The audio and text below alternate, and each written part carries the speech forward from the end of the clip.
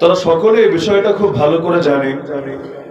সেদিন হয়তো খুব দূরে না, যেদিন তাদের মায়ের কোল খালি হবে, তাদের বাবার চোখ থেকে অকাতরে অশ্রু ঝরবে, যেদিন তাদের স্ত্রী বিধবা হবে, তাদের সন্তানগুলো এতিম হবে এবং বাবাকে না পেয়ে বেদনায় শোকার্ত হয়ে পড়বে।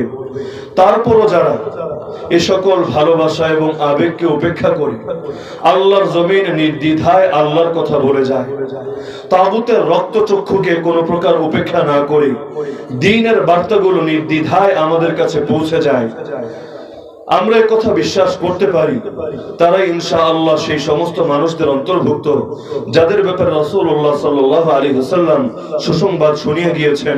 কিয়ামত পর্যন্ত একটা দল থাকবে বিশেষ সাহায্যপ্রাপ্ত, যারা তাদের বিরোধিতা করবে এবং তাদের সহযোগিতা করার সক্ষমতা রাখা সত্ত্বেও তাদের সহযোগিতা পরিহার করবে। তারা তাদের কোনোই ক্ষতি করতে পারবে না। আল্লাহ তাআলা নিজেই নিজ সাহায্যে তাদেরকে হেফাজত করবেন ইনশাআল্লাহ।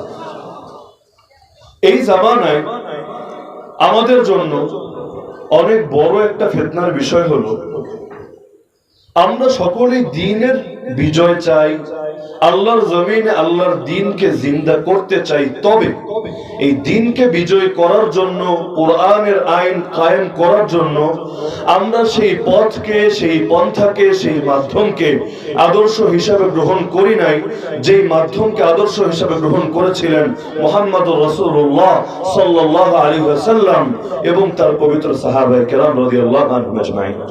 বরং আমরা তাদের পথ ছেড়ে ছেড়ে, তাদের আদর্শ ছেড়ে নিজেদের চিন্তা, নিজেদের ভাবনা এগুলোকেই নিজেদের মুক্তির উপায় বানিয়ে নিয়েছি, যেটাকে সহজ ভাষায় আমরা বলতে পারি সিস্টেমের ভেতর ঢুকে সিস্টেম চেঞ্জ করা, বাতিল তরিকায় হক জিন্দা করা। এটাকেই আমরা এই যুগে নিজেদের আদর্শ বানিয়ে নিয়েছি। যার কারণে হযরত শেষেও যে আলোচনাগুলো করে গিয়েছিলেন যে আল্লাহ তো আমাদেরকে তিনটা ওয়াদা দিয়েছেন। 1 নম্বর ওয়াদা, তিনি আমাদেরকে খেলাফত দান করবেন। 2 নম্বর ওয়াদা, তিনি এই জমিনের মধ্যে ইসলামকে কায়েম করে দিবেন। 3 নম্বর ওয়াদা, তিনি আমাদের ভয়ের পরিবেশকে দূর করে দিয়ে আমাদের নিরাপত্তার পরিবেশ কায়েম করে দিবেন। নিশ্চয়ই আল্লাহর ওয়াদা সত্য, নিশ্চয়ই আল্লাহর ওয়াদা প্রতিটা যুগে, প্রতিটা সময়ে, প্রতিটা মুমিনের জন্যই প্রযোজ্য। কিন্তু ওয়াদাগুলো আমরা পাচ্ছি না কেন? আল্লাহর জমিনে নিজেদের জীবদ্দশায়, এমনকি নিজেদের বাপের আমলে, নিজেদের দাদার আমলে, এই প্রায় 100টা বছর হয়ে গেছে, 1342 হিজরি থেকে শুরু করে 1442 হিজরি পর্যন্ত জমিনের মধ্যে না খেলাফত দেখেছি, না সারা দুনিয়ার মধ্যে ইসলামের বিজয় দেখেছি, না উলামায়ে কেরাম স্বাধীনভাবে হকের কথাগুলো বলে যাচ্ছেন। এমনকি এমন একটা যুগে চলে এসেছি যেই যুগে হকের কথা বললেও বাতিল শুধু কথা বলাটাকেই সয়ে নিতে পারে না, বরং তারা হিংস্রর মতো তেরে আসে। কখনো তারা মুখে লাগাম লাগাতে চায়, কখনো মাহফিলকে বন্ধ করে দিতে চায়, কখনো মাহফিলের আয়োজক বৃন্দকে পেরেশান করতে চায়। তারা চায় যে কোনো মূল্যে মানুষ কোরআন শোনা থেকে দূরে সরে যাক, যে কোনো মূল্যে মানুষের কর্ণকুহরে কোরআনের প্রতিটা আয়াত, প্রতিটা শিক্ষা, প্রতিটা নির্দেশ এবং নির্দেশনা ধ্বনিত না হোক, যাতে করে মানুষ কুফরের পথে হাঁটে, শিরকের পথে হাঁটে, জাহেলিয়তের পথে হাঁটে এবং মানুষ হক থেকে দূরে সরতে সরতে দুনিয়ার তাগুতদেরকে নিজেদের খোদা বানিয়ে নেয় এবং আল্লাহকে দুর্বল ভেবে সেই ইউরোপ, সেই আমেরিকা, সেই ইসরায়েল, সেই চীন আর সেই ভারতকে সুপার পাওয়ার মনে করতে থাকে। আর তারা ভাবে, এভাবেই মনে হয় তাদের মিশন সফল হয়ে যাবে। তাদের এই কৌশল আজকের কৌশল। আল্লাহ রাসূলের জামানায় একই কৌশল তারা অ্যাপ্লাই করেছিল। আল্লাহ বলেন ওয়াকালাল্লাযীনা কাফারু, কাফিররা বলাবলি করে লা তাসমাউ লিহাযাল কুরআন, তোমরা নিজেরাও এই কোরআন শুনবা না, ওয়ালগাউ ফি, কোরআনের মজলিসে হট্টগোল করবা, কোরআনের মজলিসে দাঙ্গা হাঙ্গামা লাগাবা, কোরআনের মজলিসে 144 জারি করবা, অর্থাৎ নিজেরা কোরআন শুনবাও না, মানুষকে কোরআন শুনতেও দিবা না। লাআল্লাকুম তাগলিবুন, তাহলে তোমাদের মিশন সফল হবে। মানুষ যদি হকপন্থী উলামায়ে কেরাম থেকে কোরআনটাকে শুনে ফেলে, তাহলে দুনিয়ার আবু জাহাল, আবু লাহাবকে আর ভয় করবে না। রাজা গৌর গোবিন্দ হোক অথবা রাজা দাহির হোক, তাদের রক্তচক্ষুকে উপেক্ষা করবে না, বরং খালিদ বিন ওয়ালিদের মতো, সুলতান মাহমুদ গজনবীর মতো, মুহাম্মদ আল ফাতেহের মতো, মুহাম্মদ বিন কাসেমের মতো জালেমদের বিরুদ্ধে ময়দানে নেমে পড়বে। এমনকি সঙ্গী যদি মাত্র 17 জন হয়, তারপর সেই কুতুবউদ্দিন বখতিয়ার খিলজির মতো ময়দানে চলে আসবে। আসবে, দুনিয়ার কোনো বাতিলকে পরোয়া করবে না, কারণ তারা বিশ্বাস করবে বিজয় ওদের হাতে না, বিজয় আল্লাহর হাতে। যেদিন কালেমা পড়ে সেদিনও তো অন্তরে বসে যায় সুপার পাওয়ার আমেরিকা না, সুপার পাওয়ার ইসরায়েল না, সুপার পাওয়ার ভারত না। ওরা তো আল্লাহ সাময়িক ঢিল দিয়েছেন, এই ঢিল পেয়ে নিজেদেরকে সর্বে সর্বা ভাবতে শুরু করেছে। নইলে বাস্তবতা হলো ওদের হাতে কোনো কিছুর নিয়ন্ত্রণ নাই, ওদের হাতে কোনো ময়দানের বিজয় নাই। আল হাইয়ুল কাইয়ুম, আর সবকিছুর পূর্ণ নিয়ন্ত্রণ কাইয়ুম সত্তা হলেন একমাত্র আমার আল্লাহ।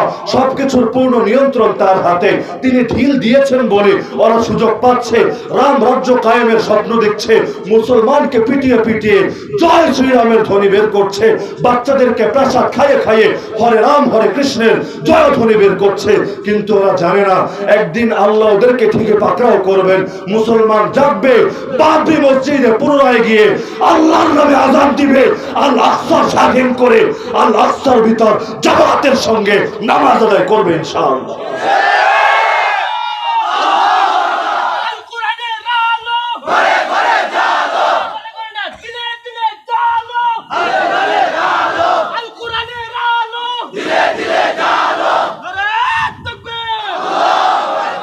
বিজয় আল্লাহর জন্য সুনির্ধারিত, আল্লাহ ছাড়া আর কেউ বিজয় হবে না। এই লড়াই মুসলমান আর কাফেরের লড়াই না, এই লড়াই আল্লাহ এবং তাগুতের লড়াই। একদিকে আছেন আল্লাহ, আরেকদিকে আছে দুনিয়ার কুফরি অপশক্তি। এই লড়াইয়ে বিজয় কার জন্য সুনির্ধারিত? ওয়ালিল্লাহিল ইজ্জাতু ওয়া লিরাসূলিহি ওয়া লিল মুমিনিন ওয়ালাকিন্নাল মুনাফিকিনা লা ইয়ালামুন। আর ইজ্জত সম্মান বিজয় সত্য আল্লাহর জন্য, রাসূলের জন্য, মুমিনদের জন্য। দুনিয়ার মুনাফিকগুলো এটা জানে না, ওরা বোঝে না, ওরা ভাবে বিজয় ওদের, ওরা ভাবে তাগুতের দালালি করে কুফরি পরশক্তির এজেন্ডা বাস্তবায়ন করে দাজ্জালি মিশনের পথে হেঁটে ওরা মনে হয় সফল হবে। কিন্তু ওরা জানে না এই দিন দিন না, আরো দিন আছে।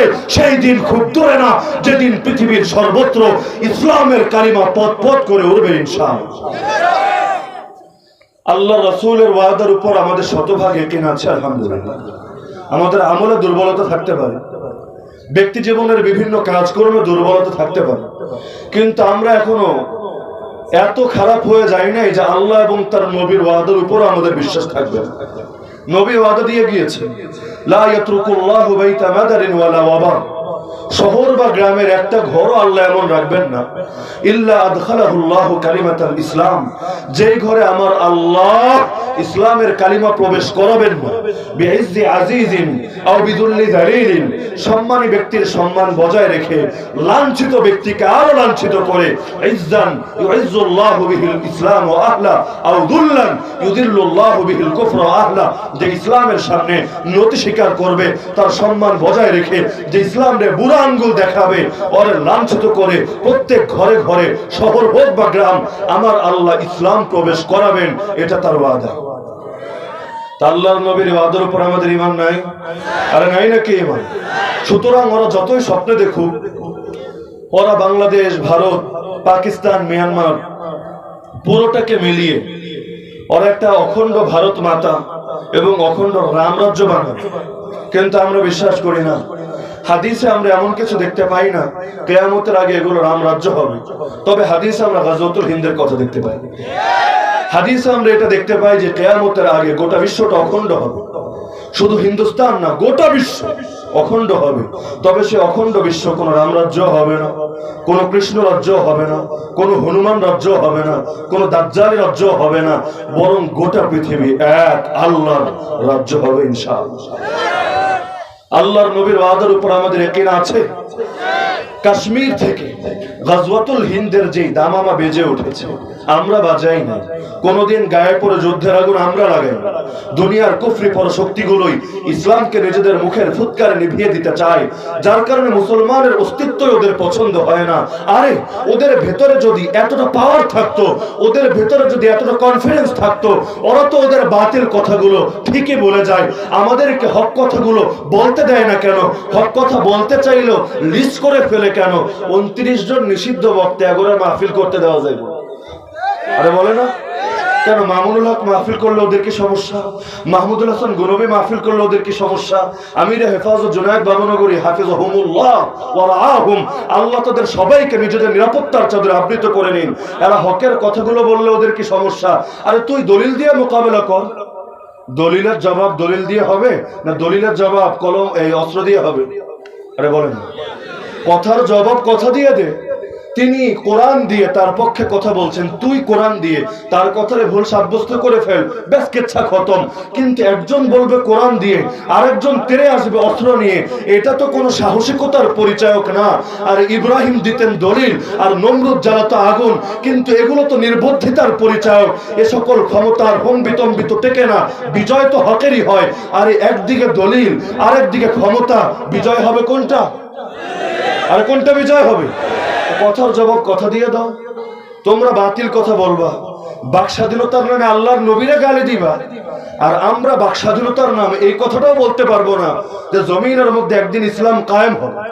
ইসরায়েলের পতাকার মধ্যে চেতনা ঢুকিয়ে দিয়েছে, পতাকার উপরে আর নিচে দুইটা ব্লু দাগ, মাঝখানে একটা 6 কোণা বিশিষ্ট তারকা, উপরের আর নিচের এই 2 দাগ হলো ওদের বর্ডার।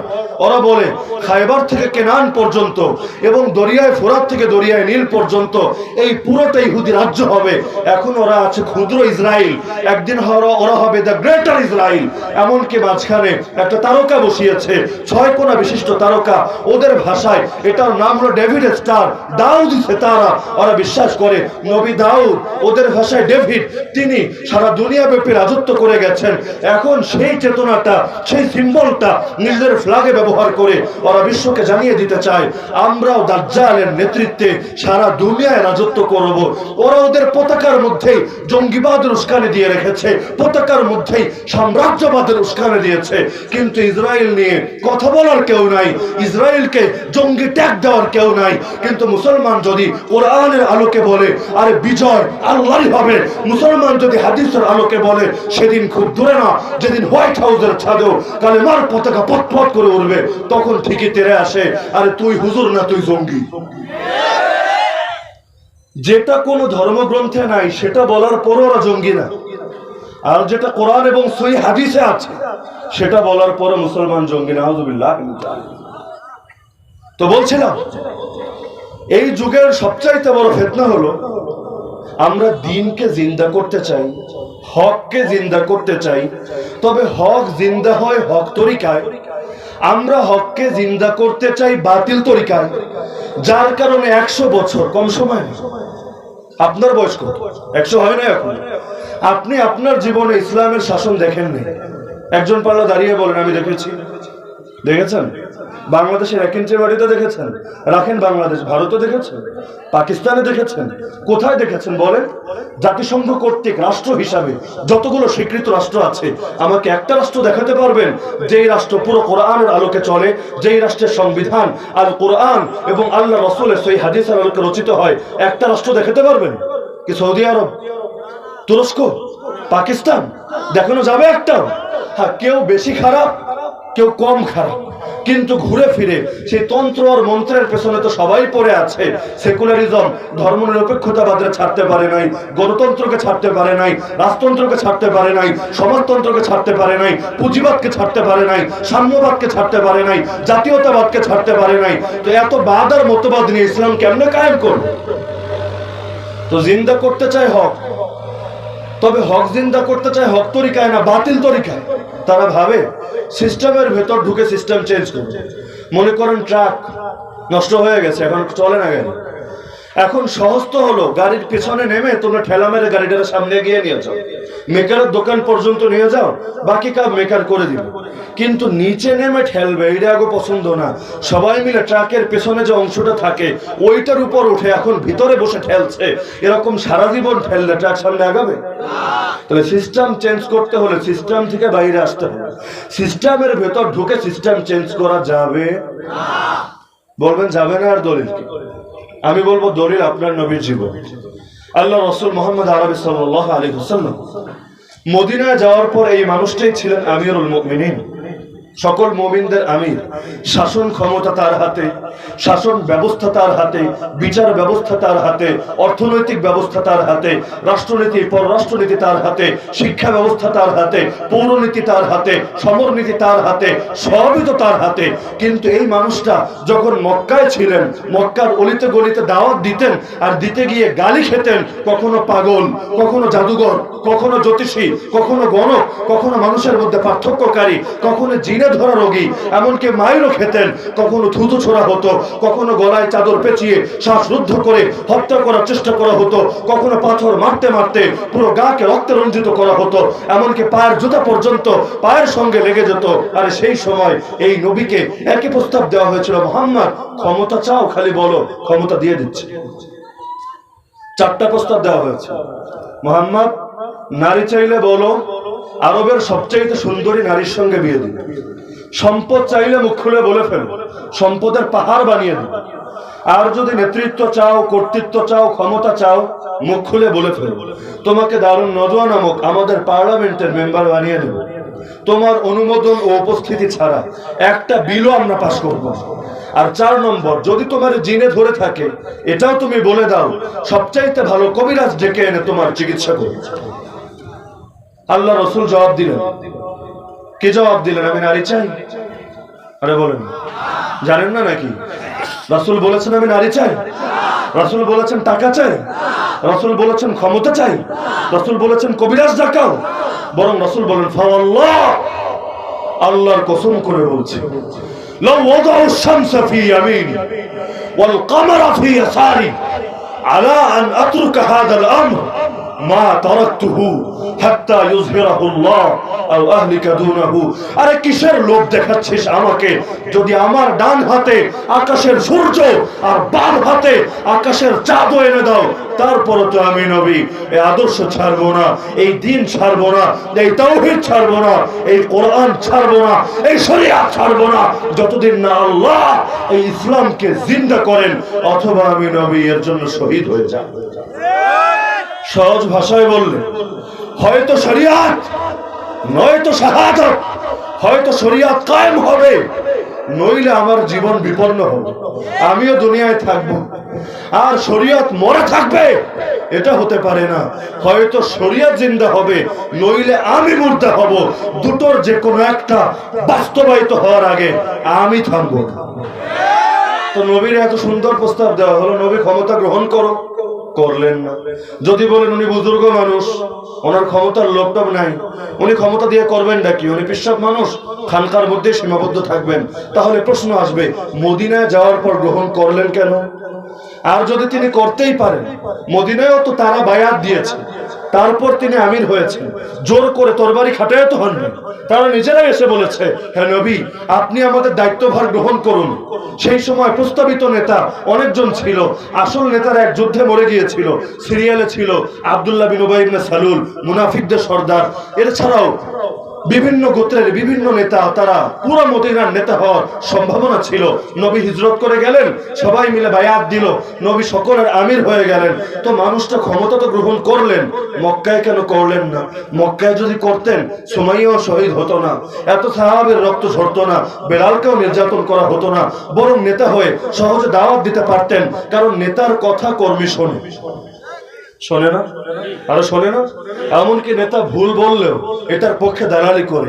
নেতা যদি শিরিক রে ঈমান বলে চালাতে চায়, সব আলেম ওলামার বিরুদ্ধে চলে যায়, তারপরও কর্মীর অন্তর সাক্ষ্য দেয় না রে আলেমরাই মনে হয় সত্য, আমার নেতা মনে হয় এই ক্ষেত্রে মিথ্যা এবং ভুল, তারপরও নেতার পক্ষেই অন্ধ দালালি করে, আলেম ওলামার পক্ষ ছেড়ে দেয়। এটা হয় না নাকি হয় না আপনাদের দেশে? হয়। তাহলে নবী ক্ষমতা গ্রহণ করতেন, তখন নবীর কথা সবাই শুনতেন, নবী সুন্দরভাবে দাওয়াত দিতে পারতেন, ধীরে ধীরে সবাইকে মোটিভেট করে ফেলতেন, ধীরে ধীরে মানুষ ইসলামের দিকে আসত। এবং যেহেতু তিনিও এক নেতা, আবু জাহাল আবু লাহাবও এক নেতা, চাইলেই ওরা তার ক্ষতি করতে পারতো না, কারণ নেতা মানে তারও তো অনেক কর্মী আছে। আবু জাহাল তেরে আসলে ওই মাঝে মধ্যে দেখেন না ক্ষমতাধর দলের দুই গ্রুপে মারপিট হয়, আরে হয় না নাকি? কঠিন মারপিট হয়, অনেকে মারা পর্যন্ত যায়, এমনকি সাংবাদিকও মইরা যায়। যেমন এই গত মনে হয় 2-3 সপ্তাহ আগে হলো নোয়াখালীর বসুরহাটে। রাসূল এত সহজ প্রস্তাব কেন গ্রহণ করলেন না? একটাবার চিন্তা করবেন। আল্লাহর নবীর জীবনী শুধু রূপকথার গল্প শোনানোর জন্য দেওয়া হয়নি। রাতের পর রাত গল্প শুনবেন, চোখ দিয়ে পানি ঝরাবেন, ঘরে গিয়ে ঘুমায়া যাবেন, সকালে উঠে আকাম কুকাম শুরু করবেন। এজন্য আমার আল্লাহ নবীর জীবনীকে হেফাজত করেন নাই। কোরআনের প্রতিটা আয়াত যেমন সুরক্ষিত আছে, আমার নবীর পূর্ণাঙ্গ জীবনীটাও আল্লাহ একইভাবে সুরক্ষিত রেখেছেন। কেন? কারণ এই নবীর জীবনীটাই হলো কোরআনের ব্যাখ্যা, কারণ তিনি হলেন প্র্যাকটিক্যাল আল কোরআন। কিয়ামতের একদিন আগেও যে মানুষ আসবে, সেজন্য বলতে না পারে আল্লাহ সূরাতুল আহজাবের 19 নম্বর আয়াতে পড়েছিলাম, লাকাদ কানা লাকুম ফি রাসূলিল্লাহি উসওয়াতুন হাসানাহ, তোমাদের জন্য আল্লাহর রাসূল তার জীবনের মধ্যে রয়েছে উত্তম আদর্শ।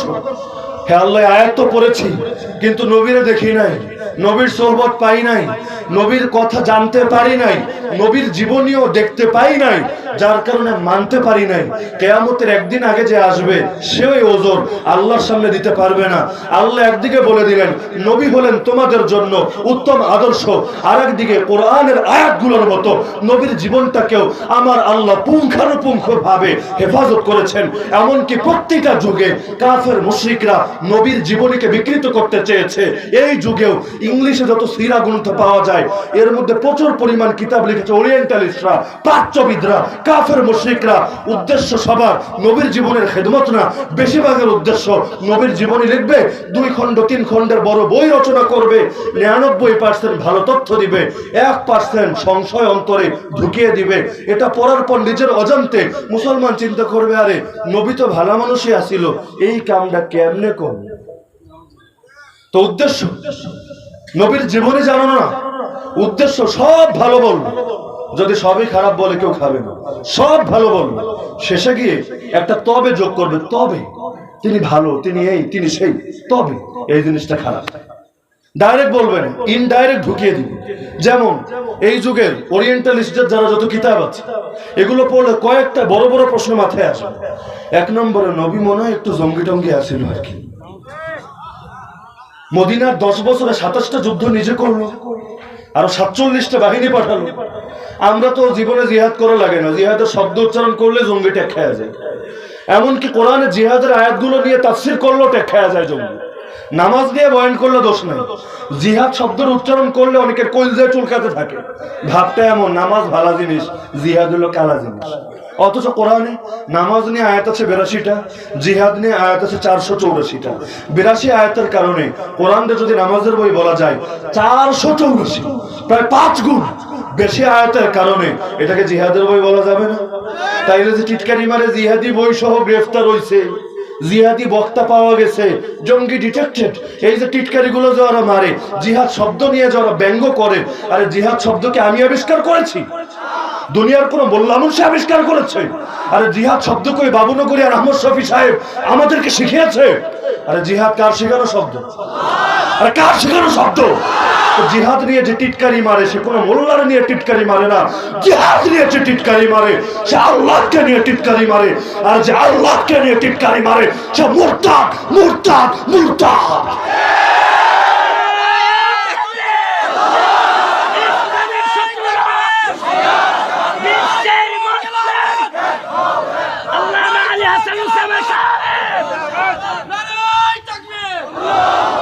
কারো যদি সন্ত্রাসবাদ নিয়ে চুলকানি থাকে, তুমি সন্ত্রাস নিয়ে কথা বলো, আমাদের কোনো নিষেধাজ্ঞা নাই। কিন্তু এই জঙ্গি শব্দটা যে খালি মুসলমানের আগে লাগাও, জীবনে তো কোনো কাফেরের নামের আগে জঙ্গি দেখলাম? আমার জীবনে দেখি নাই। কেউ দেখছেন? দাঁড়ায় বলেন দেখি, কে দেখেছে? দেশীয় মিডিয়া বা আন্তর্জাতিক মিডিয়ায় কোন একজন কাফের, মুশরিক, নাস্তিক, বেঈমান, মুরতাদ, এমনকি যারা আল্লাহর নবীরে গালি দেয়, ওদেরকে জঙ্গি বা জঙ্গিবাদের উস্কানিদাতা জীবনে বলা হয়েছে? কেউ বলতে পারবেন? কেমন হলো? যদি জঙ্গিবাদ মানে সন্ত্রাসবাদ হয়, সন্ত্রাসবাদ মুসলমানে করে? আফগানিস্তানে মানুষ মুসলমান মারে, আরাকানের মধ্যে মুসলমানরা মারছে, কাশ্মীর, ইয়ামান, সিরিয়া, মালি, জাজাইর, চীনের জিনজিয়াং, এই যে সারা দুনিয়ায় যুদ্ধের আগুন লাগিয়েছে, কারা? মুসলমানরা। আর আমেরিকা মারতে আসে, গায়ে পরে যুদ্ধ করতে আসে, ওরে জঙ্গি বলে না।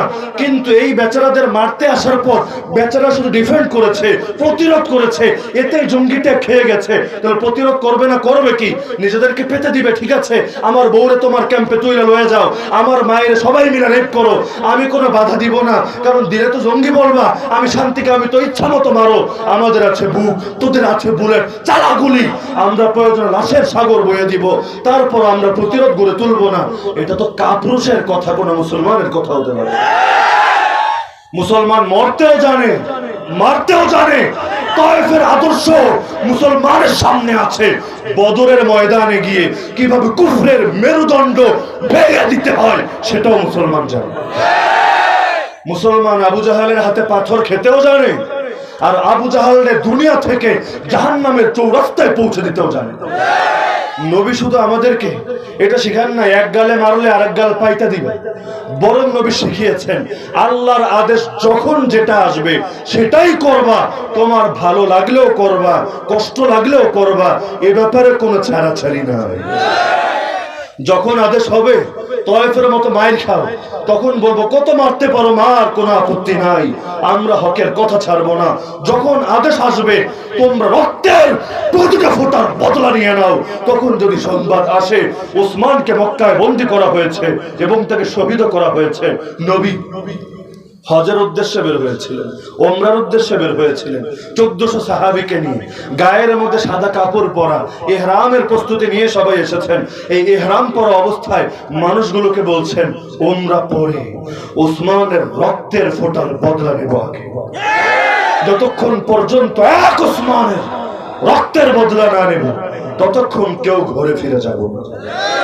তো তুমি মুসলমানদের থামতে বললো, মুসলমান তুমি জিহাদের কথা বললো না, ভালো কথা, আমরা আর কোনোদিন জিহাদের কথা বলবো না, কিন্তু তুমি আগে আমাকে মুসলমানদের হারিয়ে যাওয়া জমিনগুলো ফেরত দাও। তুমি জমিনের মধ্যে আমাদের হারিয়ে যাওয়া নেতৃত্ব আবার আমাদের হাতে তুলে দাও। তুমি প্রতিটা ধর্ষিতা নারী তাদের অধিকার ফিরিয়ে দাও, সন্তান হারা মায়ের কোলে তার সন্তানটাকে ফিরিয়ে দাও, যাদের চোখ থেকে অশ্রু বর্ষিত হচ্ছে তাদের অশ্রুগুলো তুমি মুছে দাও, পৃথিবীর প্রতিটা মাজলুমকে তাদের ন্যায্য অধিকার বুঝিয়ে দাও, বাবরি মসজিদ আবার আমাদেরকে দিয়ে দাও, আল আকসা আবার আমাদের হাতে তুলে দাও। তাহলে আমরা সবাই চুপ হয়ে যাব, আমরা তোমাদের বিরুদ্ধে কথা বলবো না। কিন্তু যতদিন পর্যন্ত তোমরা জুলুমের স্টিম রোলার চালাবা, বিশ্বাস করো আমাদেরকে মেরে ফেললেও আমাদের রক্তের ফোঁটা থেকে তোমাদের বিরুদ্ধে তাকবীর উচ্চারিত হবে ইনশাআল্লাহ।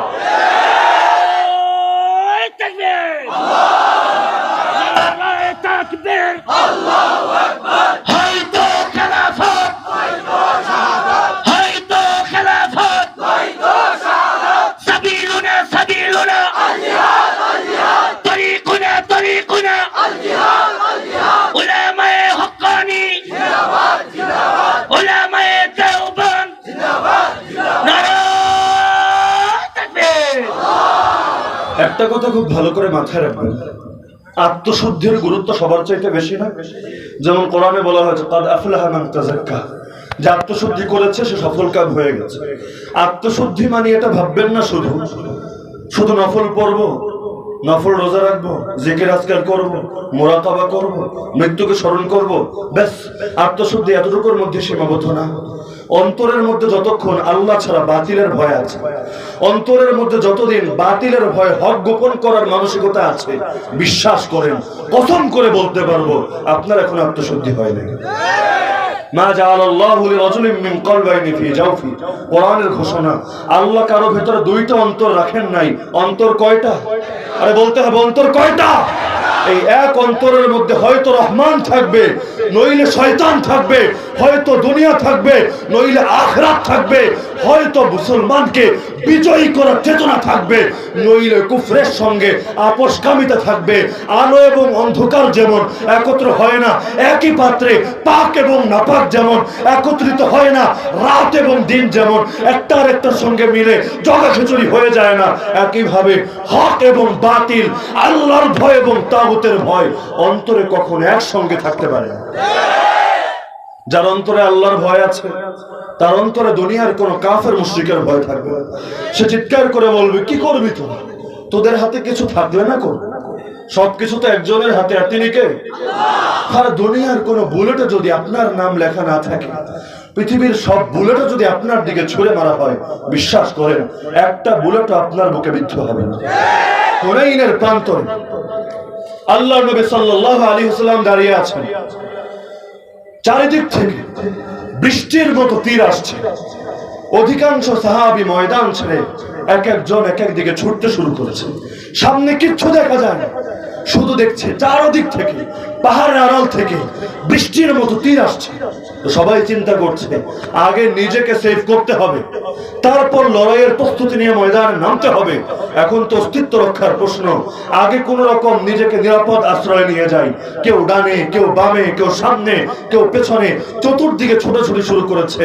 আর নবী মুহাম্মদ সাল্লাল্লাহু আলাইহি ওয়াসাল্লাম ময়দানে দাঁড়িয়ে ঠান্ডা মাথায় কবিতা আবৃত্তি করছেন। কতটা ঠান্ডা মাথা থাকলে পাগলামিমূলক চিৎকার চেঁচামেচি না, বরং কবিতা আবৃত্তি করতে পারে। আনা নবিয়ুল কাযিব, আনা ইবনু আব্দুল মুত্তালিব, আমি নবী, আমি কোন মিথ্যাবাদী, আমি আব্দুল মুত্তালিবের পুত্র। বলেছি আল্লাহ ওয়াদা দিয়েছেন বিজয় আমাদের। সুতরাং তীরের বৃষ্টি যতই আসুক না কেন, আমরা কেন ভাগবো, আমরা কেন পালাবো? তাহলে কি আল্লাহর ওয়াদার ব্যাপারে সন্দেহ আছে? তোমরা সবাই পালাতে পারো, আমি নবী পালাবো না। একটা বার ভাবছেন না সাহাবী মরলে সাহাবী তৈরি হবে, নবী মরলে ইসলামের কি হবে? এই নবীর পর তো আর কোন নবী নাই।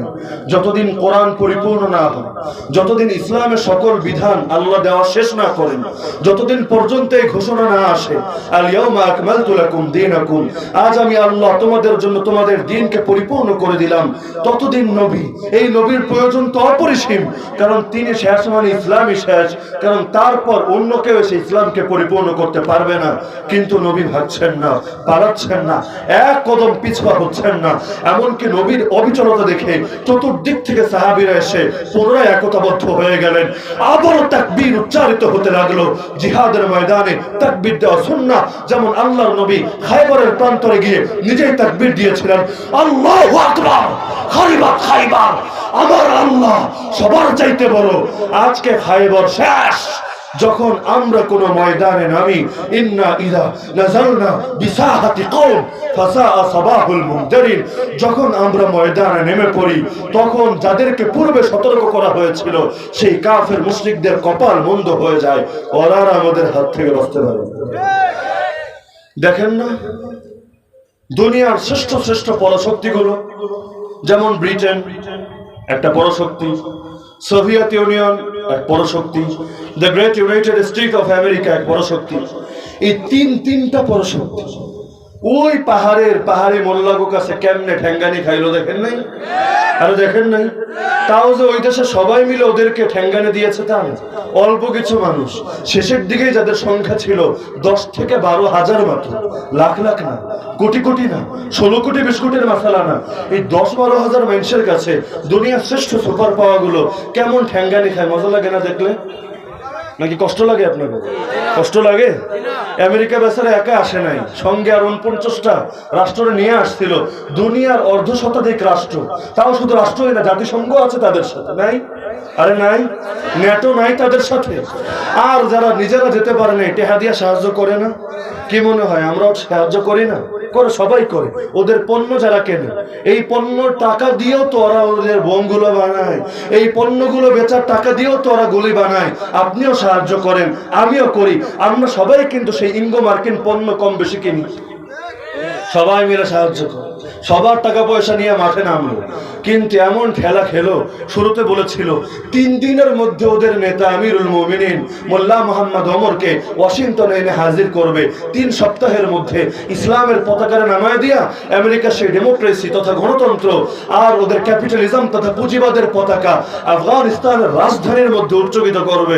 আল্লাহর কি কুদরত! কি এর 3 দিন আর 3 সপ্তাহ, 19 বছর চলে যায়, এখনো বলে ছাইরা দেমা কাইন্দা বাসে।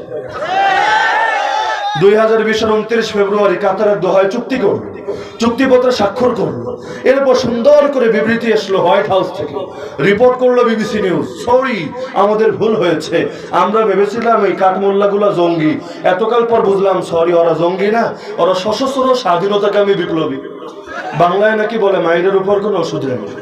19 বছর আগে ছিল যারা জঙ্গি, 19 বছর পর তারা হয়ে গেল ধোয়া তুলসী পাতা। এরা কোনো জঙ্গি টঙ্গি না, বুঝতে ভুল হয়েছে। এরা হলো সশস্ত্র স্বাধীনতাকামী বিপ্লবী।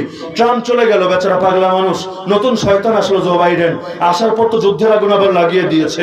সিরিয়ার মধ্যে 17 জন মুসলমানকে শহীদ করার মধ্য দিয়ে আবার সে তার আসল চেহারা প্রকাশ করে দিয়েছে। এরপর আবার ঘোষণা দিচ্ছে, আমরা সেই ট্রাম্পের করা চুক্তিকে পুনর্বিবেচনা করব। অর্থাৎ এই পাহাড়ি মোল্লাদের সঙ্গে আমাদের চুক্তি বজায় থাকবে না চুক্তি আমরা ভেঙে দিব, এটা নতুন করে পুনর্বিবেচনা করব। বেচারারাও সাহসের সঙ্গে ঘোষণা দিয়ে দিল, আহো ভাতিজা, হোক কোনো আপত্তি নাই। চুক্তির ফায়দা আমরা পেয়ে গেছি। চুক্তি হয়েছে 2020-এর 29 ফেব্রুয়ারি। কথা ছিল 2021-এর মে মাসের মধ্যে সব সৈন্য ওরা নিয়ে যাবে। অনেকগুলো নিয়েও গিয়েছে, মাত্র 1400 সৈন্য বাকি ছিল। এর মধ্যে বলছে পুনর্বিবেচনা করবো। তারা বললো ভালো কথা, করো, যত মনে চায় করো, ফায়দা যা পাওয়ার পেয়ে গেছি। 5000 নাগরিক, 5000 বন্দী, ওদের জেলখানা থেকে মুক্তি পেয়ে গেছে। এর চাইতে বেশি কি লাগে? তো শুনে রাখো, আগে তো আমরা দুর্বল ছিলাম, এখন শক্তিশালী হয়েছি। এখন বেচারা মিসাইল চালাতে পারে। আগে তো কাঠমোল্লারা কাঠ দিয়ে কাম চালাইতো, এখন বলে আমরা কিন্তু আমরা ড্রোন চালাতে পারি, নিজেরা মিসাইল উৎপাদন করতে সক্ষম হয়ে গেছি। সুতরাং আসো, আপত্তি নাই, তবে ফিরে যেতে পারবা কিনা তার কোনো গ্যারান্টি নেই।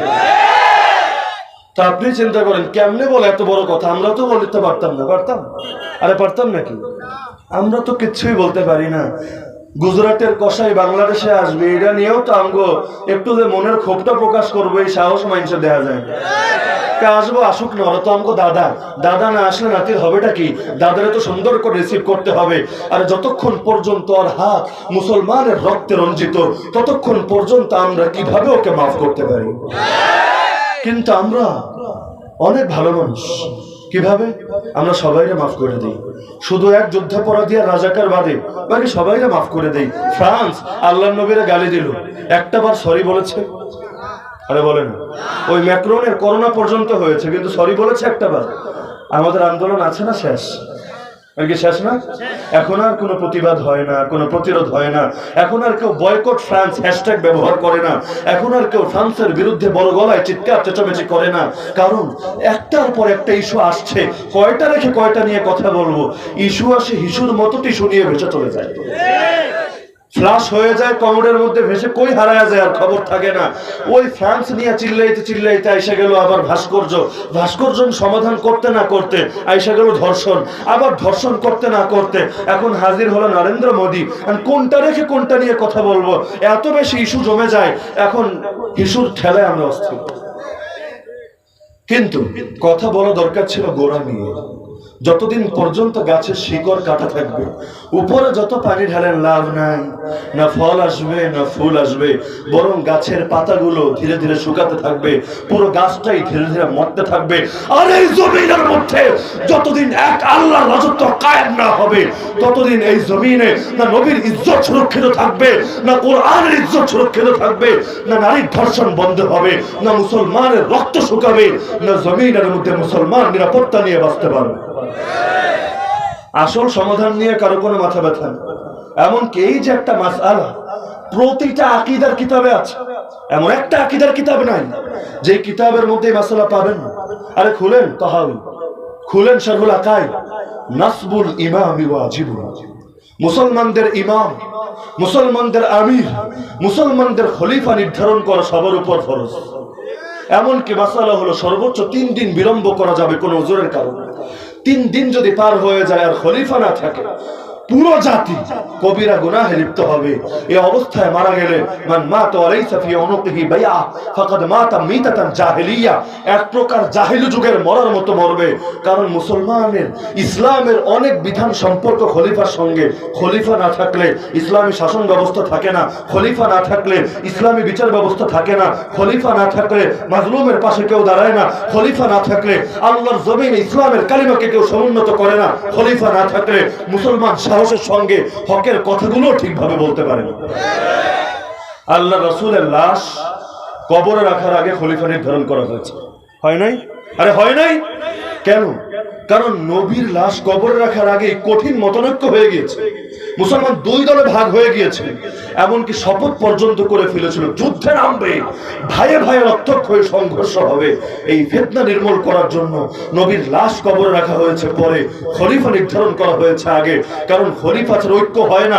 এই যে সবাই বড় বড় গলায় ঐক্যের কথা বলে, আরে ঐক্য হতে গেলে একটা ভিত্তি লাগে, ভিত্তি না হলে কেমনে ঐক্য হবে? সারা জীবন বলবেন ঐক্য ঐক্য, কিন্তু কার ছায়া তলে এসে ঐক্য করবেন? সবাই বলবে আমার নেতা মাইনে ঐক্য করো, আমার চেয়ারের তলে এসে ঐক্যবদ্ধ হও। এভাবে ঐক্য তো কোনোদিনও হবে। এই যে দুনিয়ার মুসলমানকে 57টা রাষ্ট্রে ভাগ করে দেওয়া হয়েছে, অথচ মুসলমানের রাষ্ট্র হবে মাত্র একটা। কয়টা? মুসলমানদের নেতা হবে মাত্র একজন, তার অধীনে অনেক গভর্নর থাকবে, অনেক প্রশাসক থাকবে, অনেক মুখ্যমন্ত্রী থাকবে, তবে কেন্দ্রীয় নেতৃত্ব থাকবে একজনের হাতে। কারণ এই দুনিয়ার মধ্যে সবচাইতে বেশি রক্ত ঝরে রাজনৈতিক বিরোধকে কেন্দ্র করে। ইসলাম যতদিন জীবিত ছিল রাজনীতিকে কেন্দ্র করে উম্মতের রক্ত ঝরতে দেয় নাই। তো নেতৃত্ব হবে একটা, ভূমি হবে একটা। ইসলামের দৃষ্টিতে দেশ হবে মাত্র দুইটা, রাষ্ট্র মাত্র দুইটা, একটা দারুল ইসলাম বা ইসলামী রাষ্ট্র, আর একটা দারুল কুফর বা কুফরি রাষ্ট্র। ইসলামী রাষ্ট্র চলবে আল কোরআনের আলোকে, কুফরি রাষ্ট্র চলবে মানব রচিত বিধান সংবিধানের আলোকে। কুফরি রাষ্ট্রে কাফেররা থাকবে, ইসলামী রাষ্ট্রে মুসলমানরা থাকবে। যদি কুফরি রাষ্ট্রের কেউ কালেমা পড়ে মুসলমান হয়ে যায়, হিজরত করে ইসলামের ভূমিতে চলে আসবে। যেমন মক্কা যতদিন পর্যন্ত কুফরি রাষ্ট্র ছিল, মক্কায় কেউ কালেমা পড়লে হিজরত করে মদিনায় আসা তাদের উপর ফরজ ছিল। কেন ফরজ? কারণ ইসলামের অধিকাংশ বিধানের সম্পর্ক ব্যক্তি জীবনের সাথে, অধিকাংশ বিধানের সম্পর্ক ব্যক্তি জীবনের বাইরে। যেমন হানাফি মাযহাবের অনেক মজবুত কিতাব সবাই জানেন, যে কিতাব না পড়ে কেউ মাওলানা সাহেব হয় না। আল হিদায়াহ ছিলেন না? 4 খণ্ডের কিতাব। প্রথম খণ্ডে শুধু ব্যক্তি জীবন সংক্রান্ত বিধিবিধান নিয়ে আলোচনা হয়েছে, এর পরের 3 খণ্ডে ব্যক্তি জীবনের মাসালা নিয়ে আলোচনা হয় নাই। কোনটা সম্পর্ক পরিবার ব্যবস্থার সাথে, কোনটা সম্পর্ক সমাজ ব্যবস্থার সাথে, কোনটা সম্পর্ক রাষ্ট্র ব্যবস্থার সাথে। তো এগুলো যতদিন পর্যন্ত খলিফা না থাকে কায়েম হবে। আজকাল এসে বলে হুজুর আমি প্র্যাকটিসিং মুসলমান। আরে কয় পার্সেন্ট ইসলাম প্র্যাকটিস করে তুই নিজের প্র্যাকটিসিং বলছিস? ইসলামের 25%, 4 খণ্ডের 1 খণ্ড মানে কি 25%? ইসলামের 25% মাইনে তুমি প্র্যাকটিসিং, 75% সম্পর্কে আল্লাহ তোমার জিজ্ঞাসা করবে না। আর ইসলাম তো আমাদের কাঁধে আল্লাহর পক্ষ থেকে দেওয়া আমানত। আমি আপনার 1 লাখ টাকা দিলাম, আপনি 25,000 ফেরত দিলেন, 75,000 মাইনা দিলেন। আমি আপনার কোনোদিন ভালো বলবো না, প্রতারক বলবো, ধোঁকাবাজ বলবো।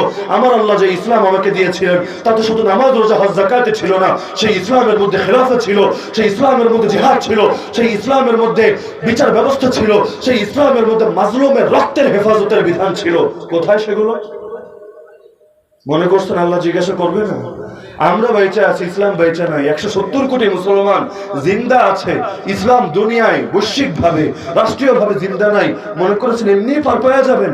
আল্লাহ জিজ্ঞাসা করবে না? আরে সিদ্দিক আকবর, আবু বকরের মতো মানুষ, যার আমল এক পাল্লায় রাখলে আর সব পীর মাশায়েখ ওলি বুজুর্গ না, গোটা উম্মতের আমল এক পাল্লায় রাখলে আবু বকরের পাল্লা ভারী হবে। সে আবু বকর পর্যন্ত বলতো আয়ান কুসুদ্দিন ও আনা হাই, আমি আবু বকর জীবিত থাকতে ইসলামের মধ্যে এতটুকু কাটছাট হবে, এতটুকু কমতি ঢুকবে, এটা তো মেনে নেওয়া যায় না। এক সাহাবী গিয়েছেন খ্রিস্টান বাদশার দরবারে, জিহাদের পূর্বে তাদের সঙ্গে সংলাপ হবে, এটা নিয়ে খেতে বসেছে। হঠাৎ করে হাত থেকে 1 লোকমা খাবার পড়ে গেল, তিনি উঠিয়ে আবার খাবেন। এমন সময় পাশ থেকে বলছে, কি রে বেটা বলদ নাকি? এটা দুনিয়ার শ্রেষ্ঠ সুপার পাওয়ার সম্রাটের দরবার, এখানে পড়ে যাওয়া খাবার কেউ তুলে খায় না। এমনি তো চেয়ারে না বসে নিচে বসছে, আবার যদি এরকম পড়ে যাওয়া খাবার তুইলা খাও, ওরা বলবে ফকিন্নির বাচ্চা, ভালো খাবার মনে হয় জীবনে দেখে নাই, এজন্য কুত্তার মতো চেটে চেটে খায়। বড় জঘন্য ভাবে তিরস্কার করে বলা হচ্ছে, এই খাবার তুলে খাচ্ছ, এত খাবার সামনে পেট ভরে না? তিনি চিৎকার করে বললেন, আতরুকু সুন্নাত হাবিবি লিহাউলাইল হুমাকা, এই সকল দুনিয়ার গর্দভদের কারণে আমি আমার হাবিবের সুন্নাত ছেড়ে দেব, এটা তো হতে পারে না। কে রাজি হলো আর কে নারাজ হলো দেখার বিষয় না। আমার নবীকে তয়েফের ময়দানে যখন পাথর মারা হচ্ছিল, গা থেকে রক্ত ঝরছিল, নবী আল্লাহকে বলছিলেন মুনাজাতে, আল্লাহুম্মা ইল্লাম ইয়াকুন বিকা গাদাবুন আলাইয়া ফালা উবালি, হে আল্লাহ, আমার উপর যদি আপনার গজব না থাকে, আপনার ক্রোধ ক্ষোভ অসন্তুষ্টি না থাকে, আমি কোনো কিছুতে কোনো পরোয়া করি না। কে গালি দিল, কে বুলি দিল, কে পাথর মারলো, কে ফুল দিয়ে বরণ করলো, কে পক্ষে গেল, কে বিপক্ষে গেল, কে সুনাম করলো, কে মার দিল, কোনো কিছুতে আমি কোনো পরোয়া করি না। আমি তো একমাত্র আপনার সন্তুষ্টি চাই। তো হকের কথা বললে আমেরিকার কলিজায় লাগলো, না ইসরায়েলের স্বার্থে আঘাত পড়লো, না ভারত নারাজ হলো, না মোসাদ সিআইএ বা র আমার বিরুদ্ধে ষড়যন্ত্রে আসলো, এগুলো তো আমার দেখার দরকার নাই। দেখবো কেন? বাঁচলেও আল্লাহ, মরলেও আল্লাহ, সুখে থাকলেও আল্লাহ, দুঃখে থাকলেও আল্লাহ, শুকরিয়ার হালতেও আল্লাহ, সবরের হালতেও আল্লাহ, জীবনও আল্লাহর জন্য, মরণও আল্লাহর জন্য। এমনকি কারো মরার সংবাদ শুনলেও দুঃখ করি পরে, আগে বলে নেই ইন্না লিল্লাহ। আরে সবাই তো আমরা আল্লাহর জন্য। দুনিয়া তো থাকার জায়গা না। আমাদের বাপ মা দুনিয়াতে এসেছে পরে, জান্নাতে ছিল আগে। জান্নাত আসল ঘর, দুনিয়া নকল ঘর। জান্নাত স্থায়ী ঠিকানা, কারণ সেটা বাপ মায়ের ঘর। আর দুনিয়া বর্তমান ঠিকানা, কারণ এটা নিজে আমি বানিয়ে নিয়েছি। এটা নিজের ঘর বানাচ্ছি, নিজে বাড়ি বানাচ্ছি। এটা বর্তমান, আসল না। জান্নাত থেকে এসেছি, আবার জান্নাতে যাব। সুতরাং ভয়ের কি আছে, ঘাবড়ানোর কি আছে? আসল জায়গায় তো গেলাম। ইন্না লিল্লাহ। আর সবাই তো আমরা আল্লাহর জন্য, ওয়া ইন্না ইলাইহি রাজিউন। সবাই তো তার কাছেই ফিরবো। কই আগে রওয়ানা হয়, কই পিছে রওয়ানা। কেউ যাবে দুদিন আগে, কেউ যাবে দুদিন পরে। কেউ পাবে বড় জান্নাত, কেউ পাবে ছোট জান্নাত। যাওয়ার জন্যই তো এসেছে, থাকার জন্য তো আসে না।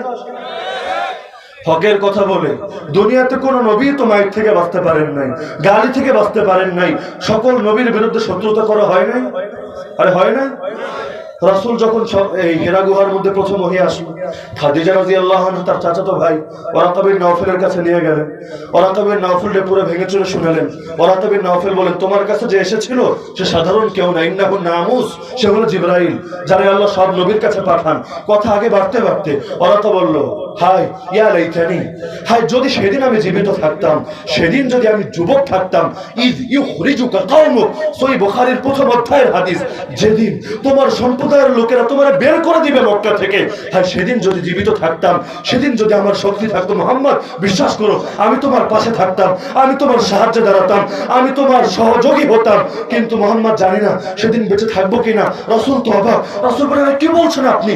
আমাকে আমাকে আমার সম্প্রদায় বের করে দিবে? আওয়া মুখরিজিয়াহুম, এটা কিভাবে সম্ভব? বুঝে আসছে না, কিভাবে হতে পারে? ওরা আমাকে সবার চাইতে ভালো জানে, আল আমিন বলে ডাকে, আর সাদিক বলে ডাকে। এমনকি আমানত ওদের নেতার কাছে রাখে না, আমার কাছে রাখে। আমাকে বের করে দিবে? How is it possible? কিভাবে এটা সম্ভব হতে পারে? বুঝতে পারছেন? ওরা তো বলেন, নবী শুধু তুমি না, তোমার পূর্বে যারাই এই দ্বীনের দাওয়াত নিয়ে এসেছে সবার একই পরিণতি হয়েছে। ইল্লা উদিয়া, তাদেরকে ভালোবাসে নাই, শত্রুতা পোষণ করেছে, আরামে রাখে নাই, মেরেছে, সুখে থাকতে দেয় নাই, নির্যাতন করেছে। সুতরাং তুমিও তো সেই একই পথের পথিক।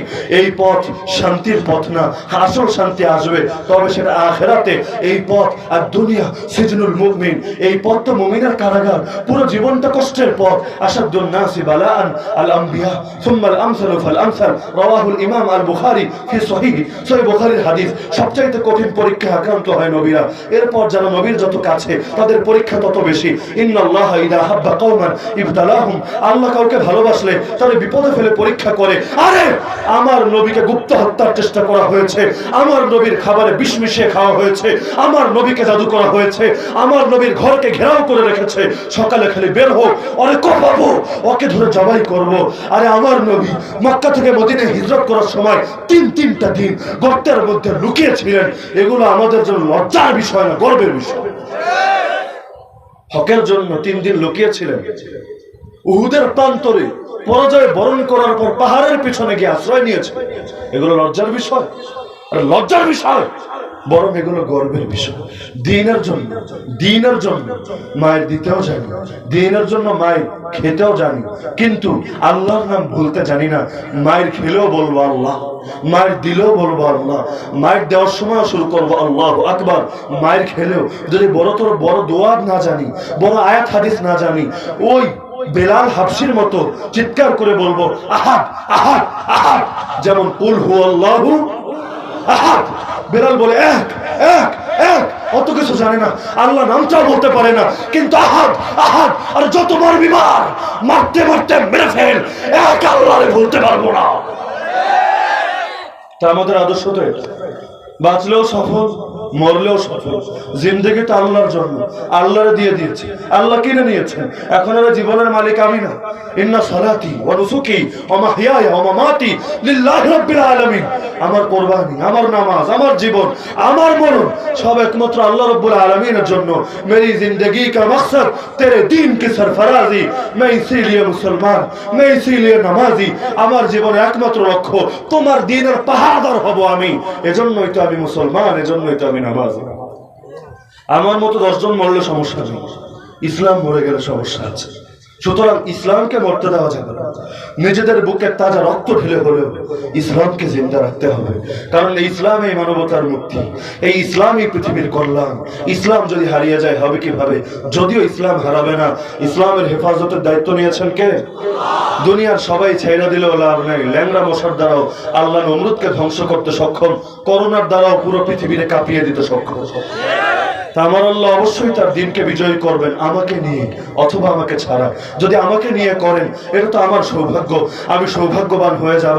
আরে কিয়ামতের দিন আল্লাহর দেখাবোটা কি? এমন 2 রাকাত নামাজ জীবনে পড়তে পারি না, আমি পারি না। আপনারা কি করেছেন জানি না, আমি পারি না। যে 2 রাকাত নামাজ আল্লাহরে দেখায় বলবো আল্লাহ এই 2টা রাকাত নামাজ আমার সম্পদ, 100% খুশু, 100% খুজু, 100% ইখলাস, 100% জাহিরি হক, 100% বাতিনি হক ঠিক রেখে এই 2টা রাকাত নামাজ পড়েছে আল্লাহ এর উসিলায় ক্ষমা করে দাও। এমন আমল আমার নেই। এমন একটা রোজা রাখতে পারি না যেই রোজাটা হুবহু নবীর মতো হবে। আল্লাহরে দেখায় বলবো আল্লাহ এই উসিলায় মাফ করে দাও, আমার কোনো সম্ভব নেই। সুতরাং আমি কিভাবে চুপচাপ বসে থাকবো? আরে মনটা তো চাই কিয়ামতের দিন আল্লাহরে দেখাবো আল্লাহ এই যে আমার শরীরে আঘাতের দাগগুলো দেখতে পাচ্ছ, এই যে আমার ক্ষতের দাগগুলো দেখতে পাচ্ছ, এই যে আমার কল্লাটা কাটা অবস্থায় দেখতে পাচ্ছ, আল্লাহ তোমার জাতে পাকের কসম করে বলি এগুলো দুনিয়ার কোনো স্বার্থে হয় নাই। আমি তোমার দিনের পথে চলেছি, আমি তোমার দিনের কথা বলেছি। এজন্য জালেমরা যেমন নবীকে সুখে থাকতে দেয় নাই, আমারও সুখে থাকতে দেয় নাই। আল্লাহ আমারে মেরেছে, আমারে কেটেছে, আমাকে নির্যাতন করেছে। হে আল্লাহ আমিও বিলালের মতো ঈমান ছাড়ি নাই, খুবাইব খাব্বাবের মতো ঈমান ছাড়ে নাই। আল্লাহ তোমার দোহাই লাগে আমারে বিলালের কাতারে শামিল করে নাও, আমারে খুবাইব আর খাব্বাবের মতো মাফ করে জান্নাতে দিয়ে দাও আল্লাহ। উহুদ যুদ্ধের আগে 2 জন সাহাবী একত্রিত হলেন। একজন আরেকজনকে বলছেন আমি একটা দোয়া করব, তুই আমিন বলবি। সে বলল ঠিক আছে, তাইলে আমিও একটা দোয়া করব, তুই আমিন বলবি। 2 জনের চুক্তি হলো, ঠিক আছে আমরা 2 জন 2টো দোয়া করব, অপরজন আমিন বলবে। প্রথম জন দোয়া শুরু করলো, আল্লাহ আপনি এই ময়দানে আমার মোকাবেলায় কোনো বীর শক্তিশালী সেনাপতিকে দাঁড় করিয়ে দিন। এরপর আমার বাহুতে এমন শক্তি দান করুন আমি যেন ওকে শায়েস্তা করে ইসলামের কালিমাকে সমুন্নত করতে পারি। 17 জন বলল আমিন। এবার সে দোয়া শুরু করলো, আল্লাহ আপনি আমার মোকাবেলায় কোনো বীর শক্তিশালী কাফেরকে দাঁড় করিয়ে দিন, তবে তাকে আমার উপর বিজয়ী করে দিন। সে যেন প্রথমে আমাকে হত্যা করে, এরপর আমার অঙ্গ প্রত্যঙ্গগুলো কেটে টুকরা টুকরা করে রাখে। আপনি জানিয়েছেন যে যেভাবে মারা যায় কিয়ামতের দিন সে সেভাবে উঠবে, জানেন তো এটা? দাড়ি নিয়ে মরবেন, কিয়ামতের দিন দাড়ি নিয়ে উঠবেন। দাড়ি ছাড়া মরবেন, কিয়ামতের দিন সেই দুনিয়ার পাপিষ্ঠদের সঙ্গে উঠবেন। সুন্নতি পোশাক নিয়ে মরবেন, কিয়ামতের দিন সুন্নতের বিচ্ছুরণ আপনার দেহ থেকে প্রকাশ পাবে। কাফের মুশরিকদের পোশাক নিয়ে মরবেন, আপনার দেহ থেকে কুফরের রং চমকাবে। যে যেভাবে মরে সেভাবে হাসর হয়। এজন্য দেখেন না শহীদরে গোসল দেওয়া নিষেধ কেন? কারণ হাদিসে আছে শহীদ কিয়ামতের দিন রক্ত মাখা ক্ষত বিক্ষত হওয়া দেহ নিয়ে আল্লাহর সামনে হাজির হবে। দেখেন না কি নির্মম ভাবে মারে, মরার পর মুখটার মধ্যে হাসি লেগে থাকে। কখনো এমন হয় যুগের পর যুগ, শতাব্দীর পর শতাব্দী কেটে গেছে, কোনো কারণে কবরটা ফেটে গেছে, এই 100 বছর 1000 বছর পর দেখা যায় লাশটা এখনো মনে হয় যেন আজকের লাশ, পুরো জিন্দা অবিকৃত, এমনকি গা থেকে রক্তের দাগগুলো পর্যন্ত যায় না।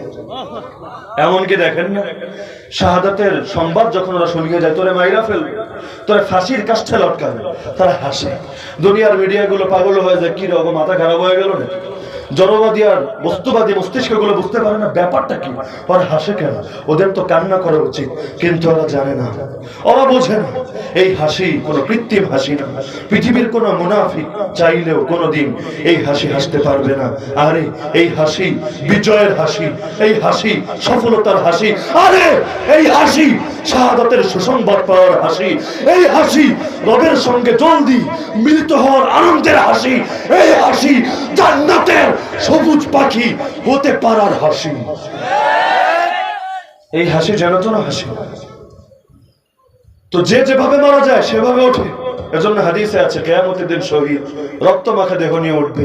আল্লাহর নবী বলেন রংগুলো তো রক্তের মতোই দেখা যাবে, কিন্তু তার থেকে মিশকে আম্বরের মতো সুগন্ধি বের হবে, সবাই দেখেই চিনে ফেলবে সে হলো শহীদ। এমন কিয়াকবিতুহুমুল আম্বিয়া, তাদেরকে দেখে নবীরাও পর্যন্ত ঈর্ষা করে। দেখেন না আমার নবী আল্লাহর কাছে কি চায়, আল্লাহ আমার মনটা চায় একটাবার শহীদ হব, আবার জীবন দিবা আবার শহীদ হব, আবার জীবন দিবা আবার শহীদ হব, আবার জীবন দিবা আবার শহীদ হব। অথচ এই মানুষটি আমাদের শেখালো জীবন একটা, পুনর্জন্ম বলতে হিন্দু ধর্মে থাকতে পারে, ইসলামে কিছু নাই, কিন্তু এই নবী একবার শাহাদাত চায় না, বারবার বারবার বারবার শাহাদাত চায়। এমনকি নবী জানিয়েছেন কেউ একবার জান্নাতে চলে গেলে যত বড় পীর হোক, যত বড় ওলি হোক, যত বড় আলেম হোক, যত বড় বুজুর্গ হোক, জীবনে দুনিয়ায় ফিরতে চাইবে না। ইল্লা শহীদ, একমাত্র শহীদ দুনিয়ায় ফিরতে চাইবে, একবার না, বলবে আল্লাহ অন্তত 10টা বার ফিরাও, কারণ নিজের চোখে দেখেছে শাহাদাতের কি মর্যাদা। তো সেই সাহাবী বলেন দোয়ার মধ্যে বলছেন আল্লাহ কিয়ামতের দিনে টুকরা টুকরা অঙ্গ নিয়ে আমি হাজির হব, তুমি আমায় জিজ্ঞেস করবে কি রে তোর এই অবস্থা কেন, আমি বলবো আল্লাহ দুনিয়ার কোনো স্বার্থে না, তোমার দ্বীনের জন্য ময়দানে নেমেছিলাম, প্রথমে আমাকে হত্যা করা হয়েছে, এরপর আমার অঙ্গ প্রত্যঙ্গ কেটে টুকরা টুকরা করা হয়েছে, আল্লাহ তোমার দ্বীনের জন্য এসবই হয়েছে। তুমি তখন বলবে এই ফেরেশতারা তোরা সাক্ষী থাক, আমার বান্দা সত্য বলেছে, আরে যা যা ওকে জান্নাতে নিয়ে যা। সঙ্গের সাহাবী বললেন আমি। যুদ্ধ শেষ, লাশগুলো সামনে আনা হলো, জীবিতরাও ময়দানে উপস্থিত, লাশের মধ্যেও তারা দেখা যায় না, জীবিতদের মধ্যেও তারা দেখা যায় না।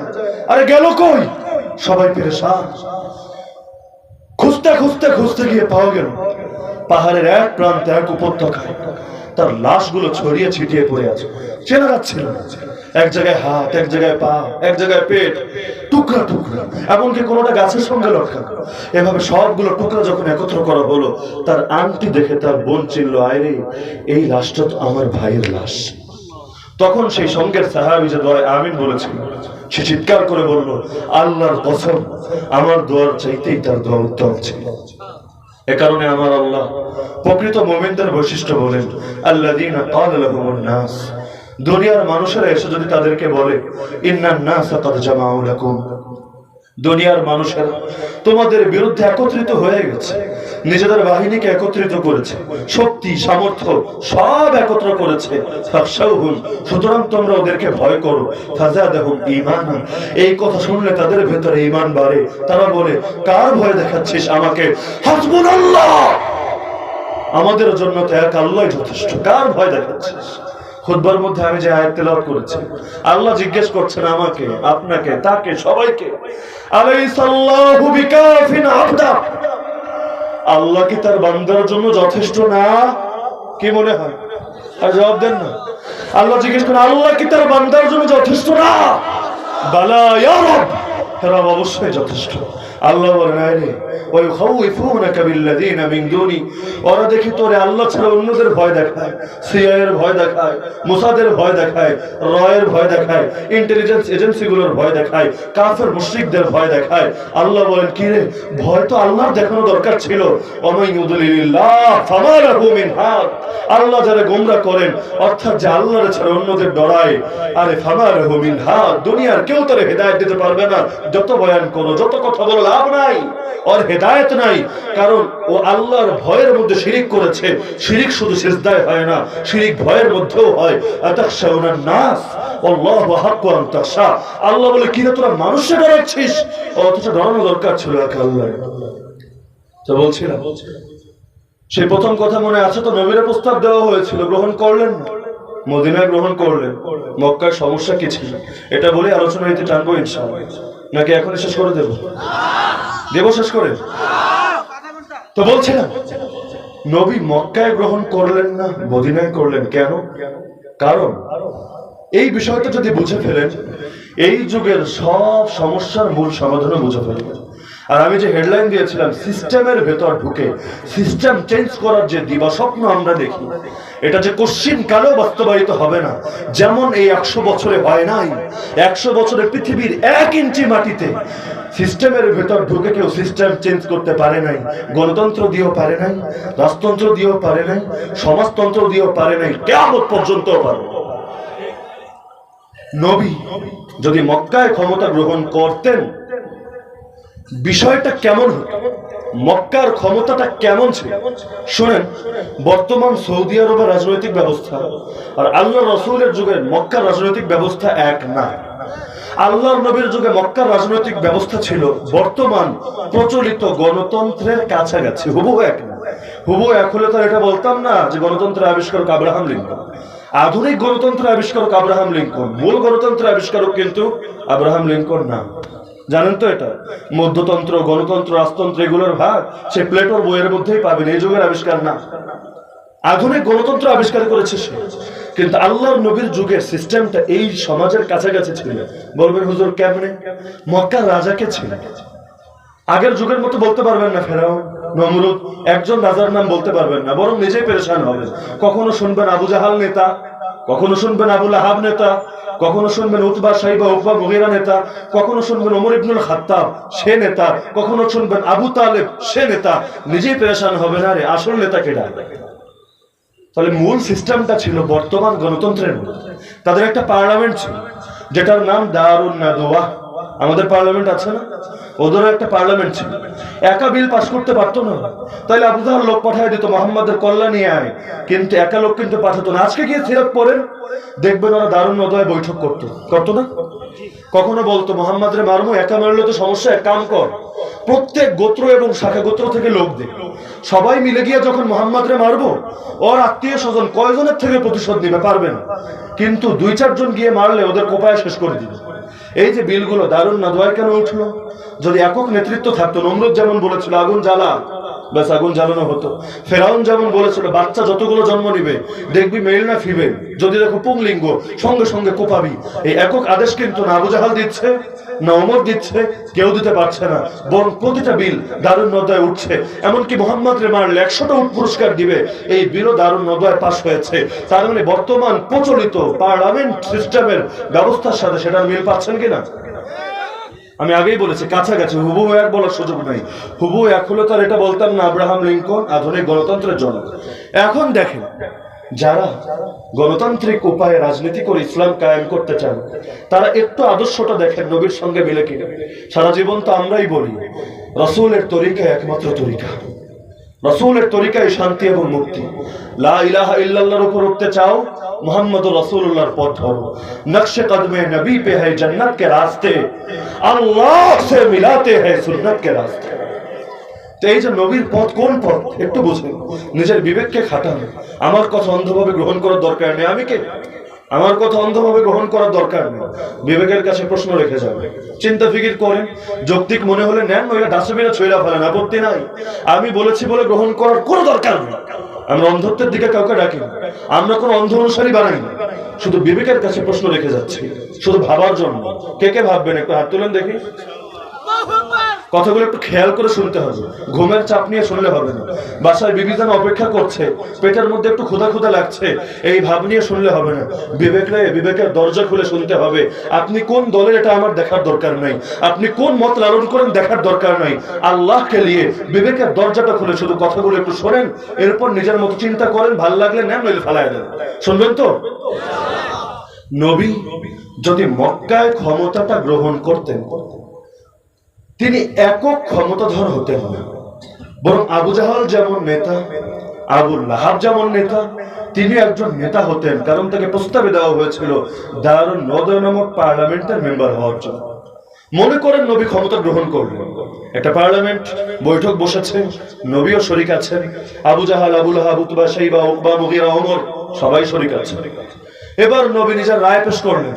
আল্লাহ বলেছেন, চোর যদি চুরি করে আর চুরির পরিমাণ অন্তত 10 দিরহাম হয়, হাত কেটে দিতে হবে। আবু জাহাল বলবে, আরে দেখো এটা বেশি কঠিন হয়ে যায়, মধ্যযুগীয় বর্বরতা মনে হয়, এটাকে একটু হালকা কর বিধান, কয়েকটা পিছনে দিয়ে ছেড়ে দিবে। আবু লাহাব বলতো, শোন না রে, এরকম করলে হবে না, দেখবি টাকাওয়ালা কিনা, আমগো দলের লোক কিনা, যদি টাকাওয়ালা হয়, নিজের দলের লোক হয়, তাহলে কৌশলে বাঁচায় দিবে, কিছু টাকা খাইয়ে দিবে। আর যদি বিরোধী দলের লোক হয়, তাহলে ওর ইচ্ছা মতো পিটায় সাহায্য করবি, ওর রিমান্ডে নিয়ে ওর ঠেঙ্গি ভাঙ্গা দিবি, ওরে কয়েকদিন গুম রাখবি। আরেকজন বলতো, আমি আবু জাহেলের পক্ষে। দ্বিতীয় আরেকজন দাঁড়িয়ে বলতেন, আবু লাহাবের মতটাই আমার কাছে যুক্তিসঙ্গত মনে হয়।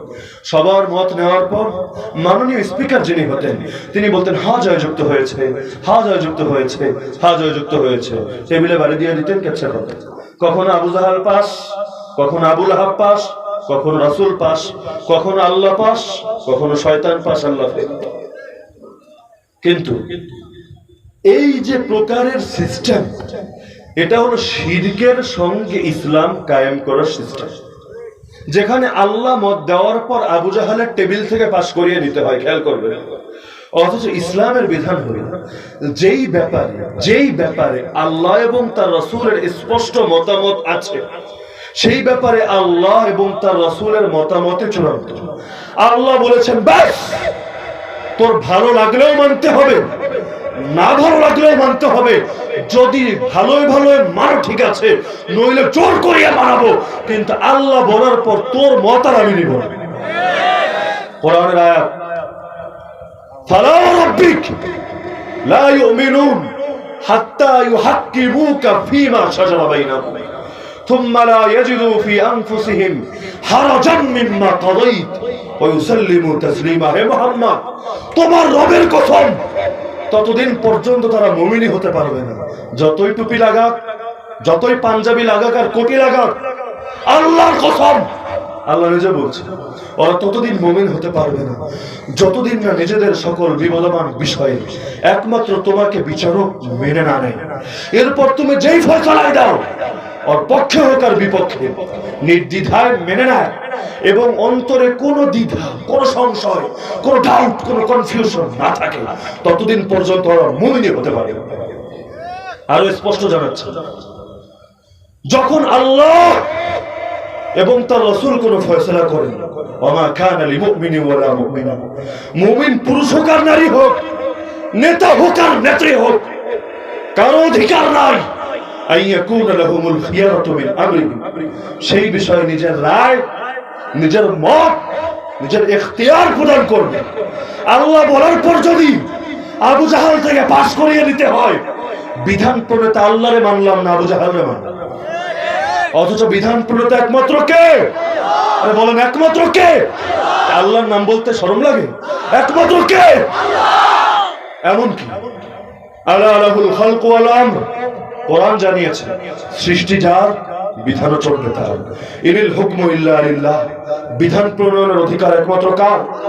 লা ইলাহা ইল্লাল্লাহ, সে আল্লাহ ছাড়া দ্বিতীয় আর কেউ বিধান প্রণয়নের অধিকার রাখে না।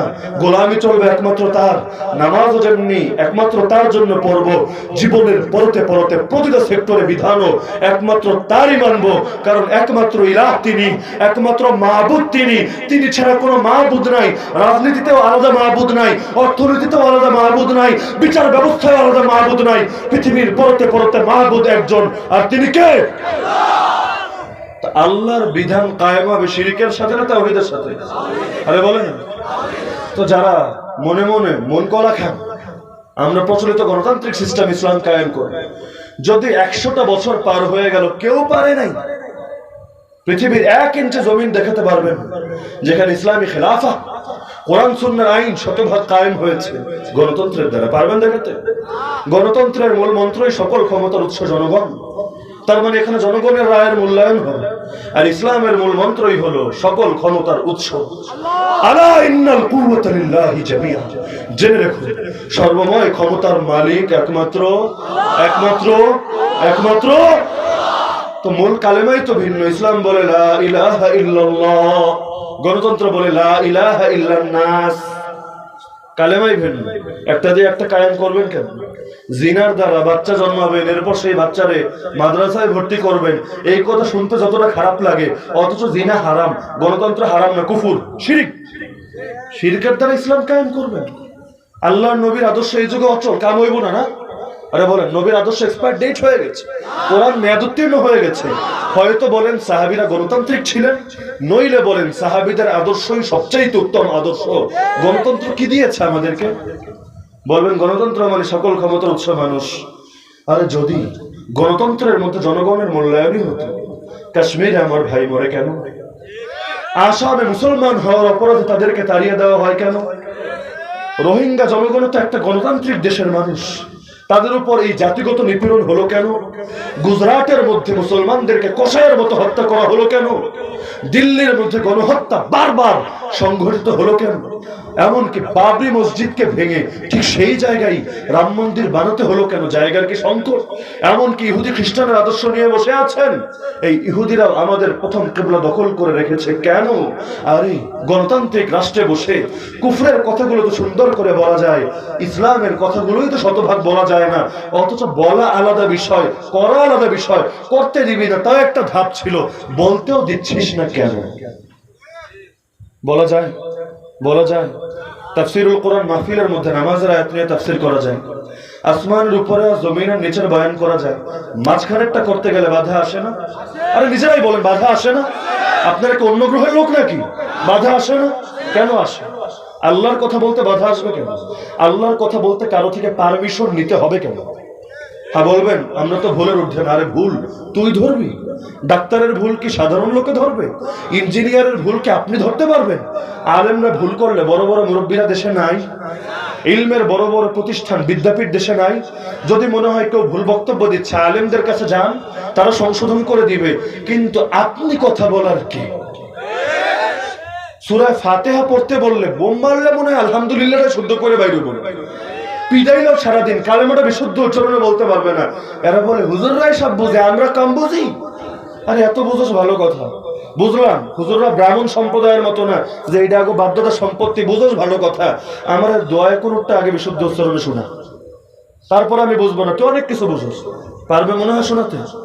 হ্যাঁ বলবে, আমি জানাজা পড়াতে যাইনি, হুজুরকে দরকার ডাকি, হুজুররা খালি নামাজ পড়ায়। আরে পাগল, শুধু এমন হুজুর দেখেছিস যে এই হুজুরের দৌড় মনে হয় মসজিদ পর্যন্ত, টিটকারি মানুষ না, মোল্লার দৌড় মসজিদ পর্যন্ত। এমন হুজুরের তো দেহ নাই যে হুজুরের দৌড় হোয়াইট হাউস পর্যন্ত। যে হুজুরে আমেরিকাও ডরায়, যে হুজুরে ভারত ডরায়, যে হুজুরে ইসরায়েলও ডরায়। আরে মোল্লার দৌড় মসজিদ পর্যন্ত না, মোল্লার দৌড় আরশ পর্যন্ত।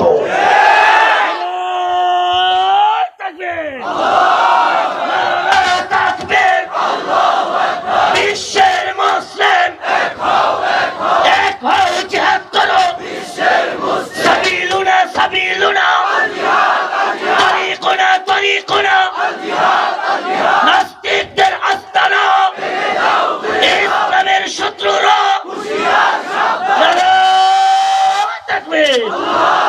যেই ভুল নমরুদ করেছিল, যেই ভুল ফেরাউন করেছিল, সে একই ভুল এই যুগের মানুষরা করে।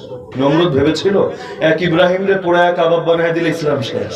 ফেরাউন ভেবেছিল জন্মের পরপরই কোপায় সাইজ করে দিলে ইসলাম শেষ। এই যুগেও ভাবে আমারে আপনারা 10 জন রে মাইরা ফেললে, গুম করে ফেললে মনে হয় ইসলাম শেষ। তাইলে মনে হয় কোরআনের বিজয় হবে না, তাইলে মনে হয় আর কেউ ইসলামকে বিজয় করার কথা বলবে না। আরে কয়জন রে মারবি? কারবালার প্রান্তরে একদিকে হুসাইনের রক্ত ঝরে, আর একদিকে সেই রক্তের প্রতিটা ফোঁটায় ইয়াজিদের পতনের ফয়সালা লেখা হতে থাকে। কয়জনকে মারবি তোরা?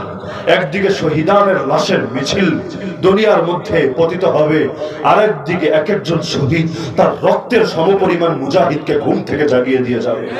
আরে আমাদের সংখ্যা এখন আর 313 নাই, যেই সময় 313 ছিল সেই সময় তো আমাদের মোকাবেলা করতে পারো নাই।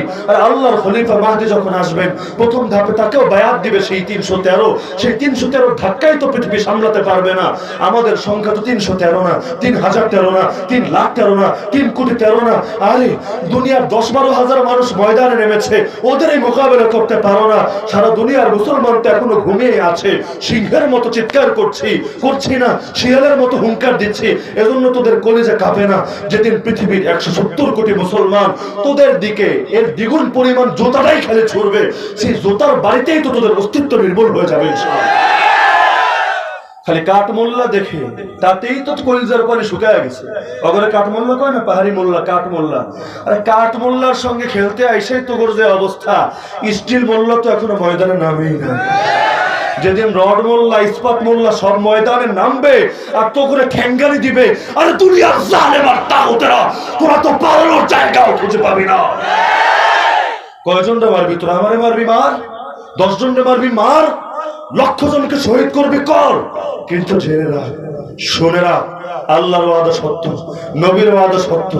একদিন আল্লাহর বাহিনী আসবে, অবশ্যই আসবে, যারা রক্তের প্রতিটা ফোঁটার বদলা নেবে, প্রত্যেকটা জালিমকে তাদের জুলুমের উপযুক্ত শাস্তি বুঝিয়ে দেবে, যারা তোদের মসনদ কম্পন ধরিয়ে দেবে, যারা এই জমিন থেকে তোদের নাম নিশানাও চিরতরে নিশ্চিহ্ন করে দেবে ইনশাআল্লাহ।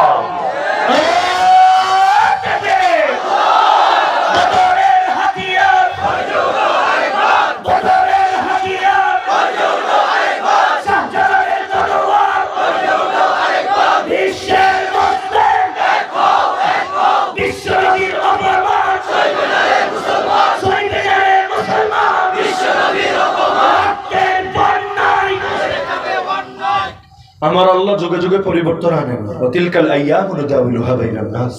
আমার আল্লাহ বলেন দিনগুলোকে চক্রাকারে ঘোরাতে থাকেন, কখনো আমাদের পক্ষে কখনো তাদের পক্ষে।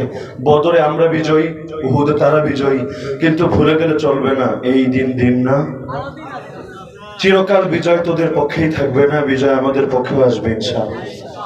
তো সবকিছু গোটানোর প্রস্তুতি নিয়ে নে।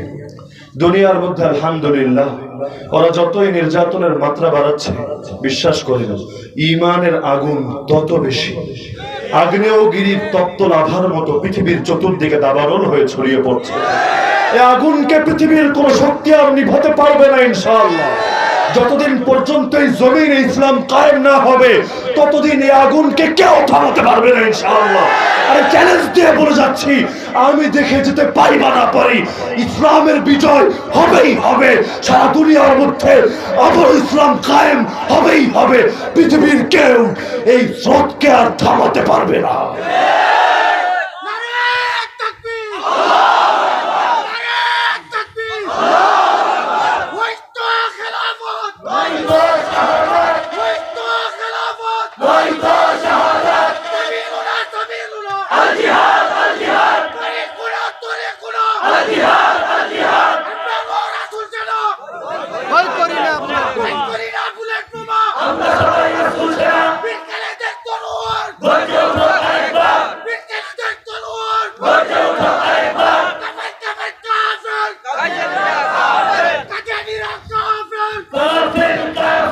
আমাদের ভয় পাওয়ার কোনো কারণ নাই, দ্বীনের হেফাজতের দায়িত্ব নিয়েছেন আল্লাহ। আমরা দায়িত্ব নিলে আমরা ভুল করতে পারতাম, আমাদের পরাজয় হয়ে যেত, আমরা হয়তো সমূলে উৎপাদিত হতাম, কিন্তু যেহেতু আল্লাহ হেফাজতের দায়িত্ব নিয়েছেন, এখন এই দ্বীনকে হারাতে হলে, মুসলমানকে হারাতে হলে আগে আল্লাহরে হারিয়ে আসতে হবে।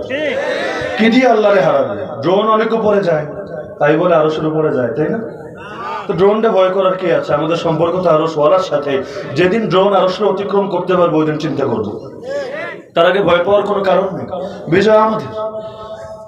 তো বলছিলাম না যে আমাদের মতো 10 জনের মাইরাও লাভ নেই। ইসলামের যে বিজয় শুরু হয়েছে, কি মনে হয় থামবে বিজয়? আরে থামবে। যেই অঞ্চলে, শুধু চোখ খুলে দেখবেন, যেই অঞ্চলে নির্যাতন হয়েছে সেই অঞ্চলের মুসলমানদের ঈমান সীসা ঢালা প্রাচীরের মতো শক্ত হয়ে গেছে। পৃথিবীর কোন রণাঙ্গনে ওরা সফল হয়েছে আবার দেখা, বরং খেলা শুরু করেছে ওরা, শেষ হয়েছে মুসলমানদের হাতে। আফগানে যুদ্ধ লাগিয়েছে ওরা, কিন্তু সমাপ্তটা হচ্ছে ইসলামের বিজয়ের ধারা। এই খোরাসান থেকে যে বিজয়ের ধারা শুরু হয়েছে, গজওয়াতুল হিন্দ হয়ে ইনশাআল্লাহ এই বিজয়ের ধারা আল্লাহর খলিফা মাহদীর সঙ্গে মিলিত হবে ইনশাআল্লাহ। আমি থাকি বা না থাকি কোনো সমস্যা নেই, আপনি বাঁচেন বা না বাঁচেন কোনো সমস্যা নাই, কিন্তু বিজয় হবে। যখন আমেরিকা প্রথম আফগানে এসে অ্যাটাক করে, তাদের আমির মোল্লা মোহাম্মদ ওমর, অনেক বড় জঙ্গি, তাই না? অনেক বড় জঙ্গি না? জর্জ ডব্লিউ বুশরে তো আর কেউ জঙ্গি কয় না, অথচ যুদ্ধটা লাগিয়েছিল কে? মোল্লা না জর্জ? তাইলে যশরে জঙ্গি কন না মোল্লার জঙ্গি কন, বোঝাই যায় মিডিয়ার কাছে ব্রেইনটাকে বিক্রি করে দিয়েছেন, ব্রেইন ওয়াশড মানুষ আপনি। তো সেই সময় সে বলেছিল, আমেরিকা হুমকি দিয়েছিল 3 দিনের মধ্যে ওয়াশিংটনে বাইন্দা নিয়ে হাজির করবে, আর 3 সপ্তাহের মধ্যে একেবারে ওইখানে ওদের গণতন্ত্র আর পুঁজিবাদের পতাকা উড়াবে। তখন তিনি বলে দিয়েছিলেন, ওরা আমাদেরকে একটা ওয়াদা দিয়েছে, আল্লাহ আর একটা ওয়াদা দিয়েছে। আমেরিকা বলেছে 3 দিন আর 3 সপ্তাহ সব শেষ করে দেবে। আল্লাহ বলেছেন, যদি বাস্তবে ইমানদারি হই আর নেক আমল করি, বিজয় অবশ্যই আমাদেরকে দেবেন। এরপরে যেই কথাটা বলেছিলেন বড় দামি কথা, শীঘ্রই আমরা দেখব আল্লাহর ওয়াদা সত্য নাকি আমেরিকার ওয়াদা সত্য। আল্লাহর কসম, যদিও ওই বান্দা নিজে দেখে যেতে পারেন না, কিন্তু আসমান দেখেছে, জমিন দেখেছে, পৃথিবীর বিলিয়ন বিলিয়ন মানুষ দেখেছে আল্লাহর ওয়াদা সত্য, আমেরিকার ওয়াদা মিথ্যা। কিয়ামত পর্যন্ত আমার আল্লাহর ওয়াদাই সত্য থাকবে। ওরা যতই শক্তিশালী হোক, যতদিন আল্লাহর শক্তিতে ছাড়াতে না পারবে, ততদিন বিজয় আল্লাহর জন্যই বরাদ্দ থাকবে। সুতরাং দুনিয়ার কাফের এটা ভাবার কারণ নাই আমাদের মধ্যে আগুন জ্বালিয়ে দিয়ে তোরা খুব সুখে থাকবি। আরে কোন জালেমরে আল্লাহ ছাড়েন না। এমনকি একটা ঐতিহাসিক সত্য হলো, আরে বাদশাহ যদি কাফেরও হয়, বাদশাহ যদি কাফেরও হয়, তার ক্ষমতা হয়তো টিকে যায় আল্লাহর ছাড় হিসাবে, কিন্তু বাদশাহ যদি জালেম হয়, তার ক্ষমতা আল্লাহ কোনো কালে টিকান না। সব জালিম ধ্বংস হবে। লান তাহলুমা আমেরিকা ওয়ালা মান ইয়াইশু ফিহা বিল আমনি ওয়াস সালাম ক্বাবলা আন নাইশাহু ওয়াকিআন ফি ফিলিস্তিন وقبل أن تخرج جميع الجيوش الكافرة الظالمة من أرض الحجاز।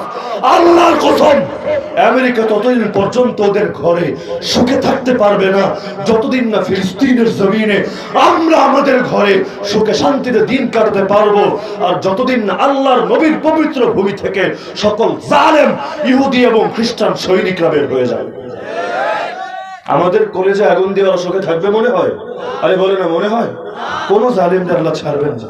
সুতরাং ভয় পাওয়ার কোনো কারণ নাই, বিজয় আমাদের জন্য সুনির্ধারিত।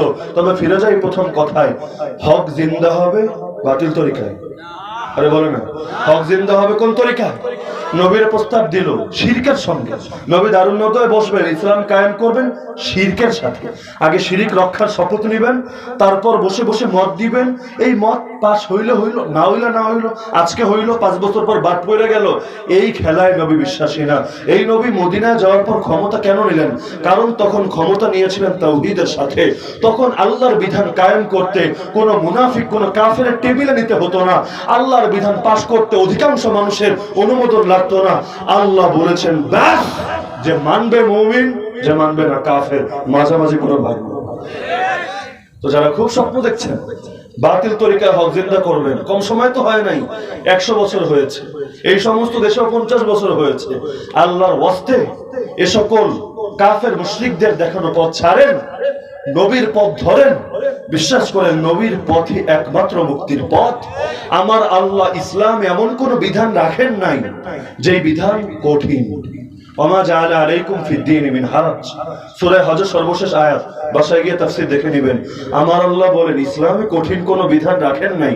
লা ইউকাল্লিফুল্লাহু নাফসান ইল্লা উসাহা, সূরা বাকারা সর্বশেষ আয়াত, গিয়ে দেখে নেবেন। আমার আল্লাহ কোন, আরে মানুষ দূরের কথা, কোন প্রাণের উপর সাধ্যের বাইরের বোঝা চাপিয়ে দেন না। একই সূরায় বলেন ইউরিদুল্লাহু বিকুমুল ইউসরা ওয়ালা ইউরিদু বিকুমুল উসরা, আল্লাহ তোমাদের সহজতা চান, কঠিনতা চান না। সুতরাং বলবেন না রাসূলের যুগের বিষয়টা ছিল এইরকম, এই যুগে আরেক রকম। 1400 বছর আগের আদর্শ আমাদের আদর্শ না। এই যুগে আমরা যা করি সব সিআইএ দেখে, আমেরিকা দেখে, এই জন্য এই যুগে সেই আদর্শ চলবে না। এই যুগে ওদের আদর্শ চলতে হবে। আল্লাহর কসম, এগুলো নিজেদের আদর্শ এবং ঐতিহ্য ভুলে যাওয়া ছাড়া আর কিছু না। 1450 বছর আগের পথে আমাদের পথ। এই পথে যারা চলেছে তারা দুনিয়ার মধ্যে বিজয় ছিনিয়ে এনে দেখেছে। তাদের মোকাবেলায় যারা নেমেছে ওদের সবার কোমর ভেঙেছে। আর যারা নিত্য নতুন পথে হেঁটেছে ওরা সবাই ধুধু মরিচিকার মধ্যে পড়ে আছে। 1 ইঞ্চি জমিনেও বিজয় এনে দেখাতে পারে নাই। যেদিন পারবে সেদিন চিন্তা করব, কিন্তু লিখে রাখেন কিয়ামতের আগে কোনোদিনও পারবে না। হয়তো মন্দের ভালো হতে পারবে, 2-1টা বিধান পাশ করে দেখাবে, মদ নিষেধ, পতিতালয় নিষেধ, আয়া সোফিয়ার মসজিদে রূপান্তরিত করবে, ব্যাস এরকম 2-4টা শাখাগত। কিন্তু গোড়া ঠিক করবে কেমনে? গণতান্ত্রিক প্রক্রিয়ায় গিয়ে খেলাফা কায়েম করবে কেমনে বলেন? একমাত্র আল্লাহ বললেই পাস হবে, কোনো মানুষের অনুমোদন লাগবে না। কেমনে করবে? সম্ভব? আরে সম্ভব? হ্যাঁ, বলবেন হুজুর চিন্তা ফিকির করে সম্ভব, আমি সম্ভাবনা আইকা দেখাতে পারবো। আমি বলবো আমরা মূর্খ সূর্খ মানুষ, অত আইকা টাইকা দেখানো লাগবে না, প্র্যাকটিক্যাল 1 ইঞ্চি জমিনে পারলে দেখা, তারপর চিন্তা করতে হবে। ইসলাম, নবী উম্মি ছিলেন, অধিকাংশ সাহাবী উম্মি ছিল। নবী বলেন নাহনু উম্মাতুন উম্মিয়ুন লা নাকরা ওয়া লা নাকতুব, আমরা উম্মি জাতি, নিরক্ষর জাতি, আমরা পড়তেও জানি না লিখতেও জানি না। ইসলাম সোজা, ইসলাম কঠিন না সোজা? ইসলাম সোজা, সোজাভাবে বুঝাইয়া দেন, দেখাইয়া দেন, মাইনা নিব। যদি দেখাতে না পারেন ভণ্ডামি ছাড়েন। এই পথ আমাদের পথ না, আমাদের পথ 1450 বছর আগের পথ। সেই পথে ধরেন, যেই পথের সাথে আল্লাহর ওয়াদা, সেই পথে হাঁটেন। যেই পথে আমার আল্লাহ যুগে যুগে সবাইকে বিজয়ী করেছেন, বিশ্বাস করেন, লিখে রাখেন, অন্তরের মধ্যে দৃঢ়ভাবে বসিয়ে নেন। এই পথের মাধ্যমেই মুক্তি পাবেন। যেই মুক্তি শুরু হয়েছে খোরাসান থেকে, সেই মুক্তি ইনশাআল্লাহ পৌঁছে যাবে খলিফা মাহদির সঙ্গে শামের ভূমিতে। এর আগে এই পথ চলা থামবে না ইনশাআল্লাহ। আল্লাহ তাআলা আমাদের সবাইকে তার জমিনে তার দ্বীনের বিজয় দেখে যাওয়ার তৌফিক দান করুন। আল্লাহ তাআলা আমাদের কেমন একটা পৃথিবী দান করুন, যেই পৃথিবীতে আর নবীকে গালি দেওয়া হবে না, যেই পৃথিবীতে নবীর স্ত্রীদেরকে নিয়ে বাজে মন্তব্য করা হবে না, যেই পৃথিবীর কোরআনের অবমাননা হবে না, যেই পৃথিবীতে আর কোনো নারী ধর্ষিত হবে না, আর কোনো মায়ের কোল খালি হবে না, আর কোনো ভাইয়ের রক্ত ঝরবে না, যেই পৃথিবীতে রাতের আধারে বোম্বিং করে একের পর এক জনপদ বিধ্বস্ত করা হবে না। আল্লাহ আমাদের কেমন একটা সোনালী সুদিন দেখে যাওয়ার তৌফিক দান করুন। ওমা আলাইনা ইল্লাল বালাগুল মুবিন। আসসালামু আলাইকুম ওয়া রাহমাতুল্লাহি ওয়া বারাকাতুহু।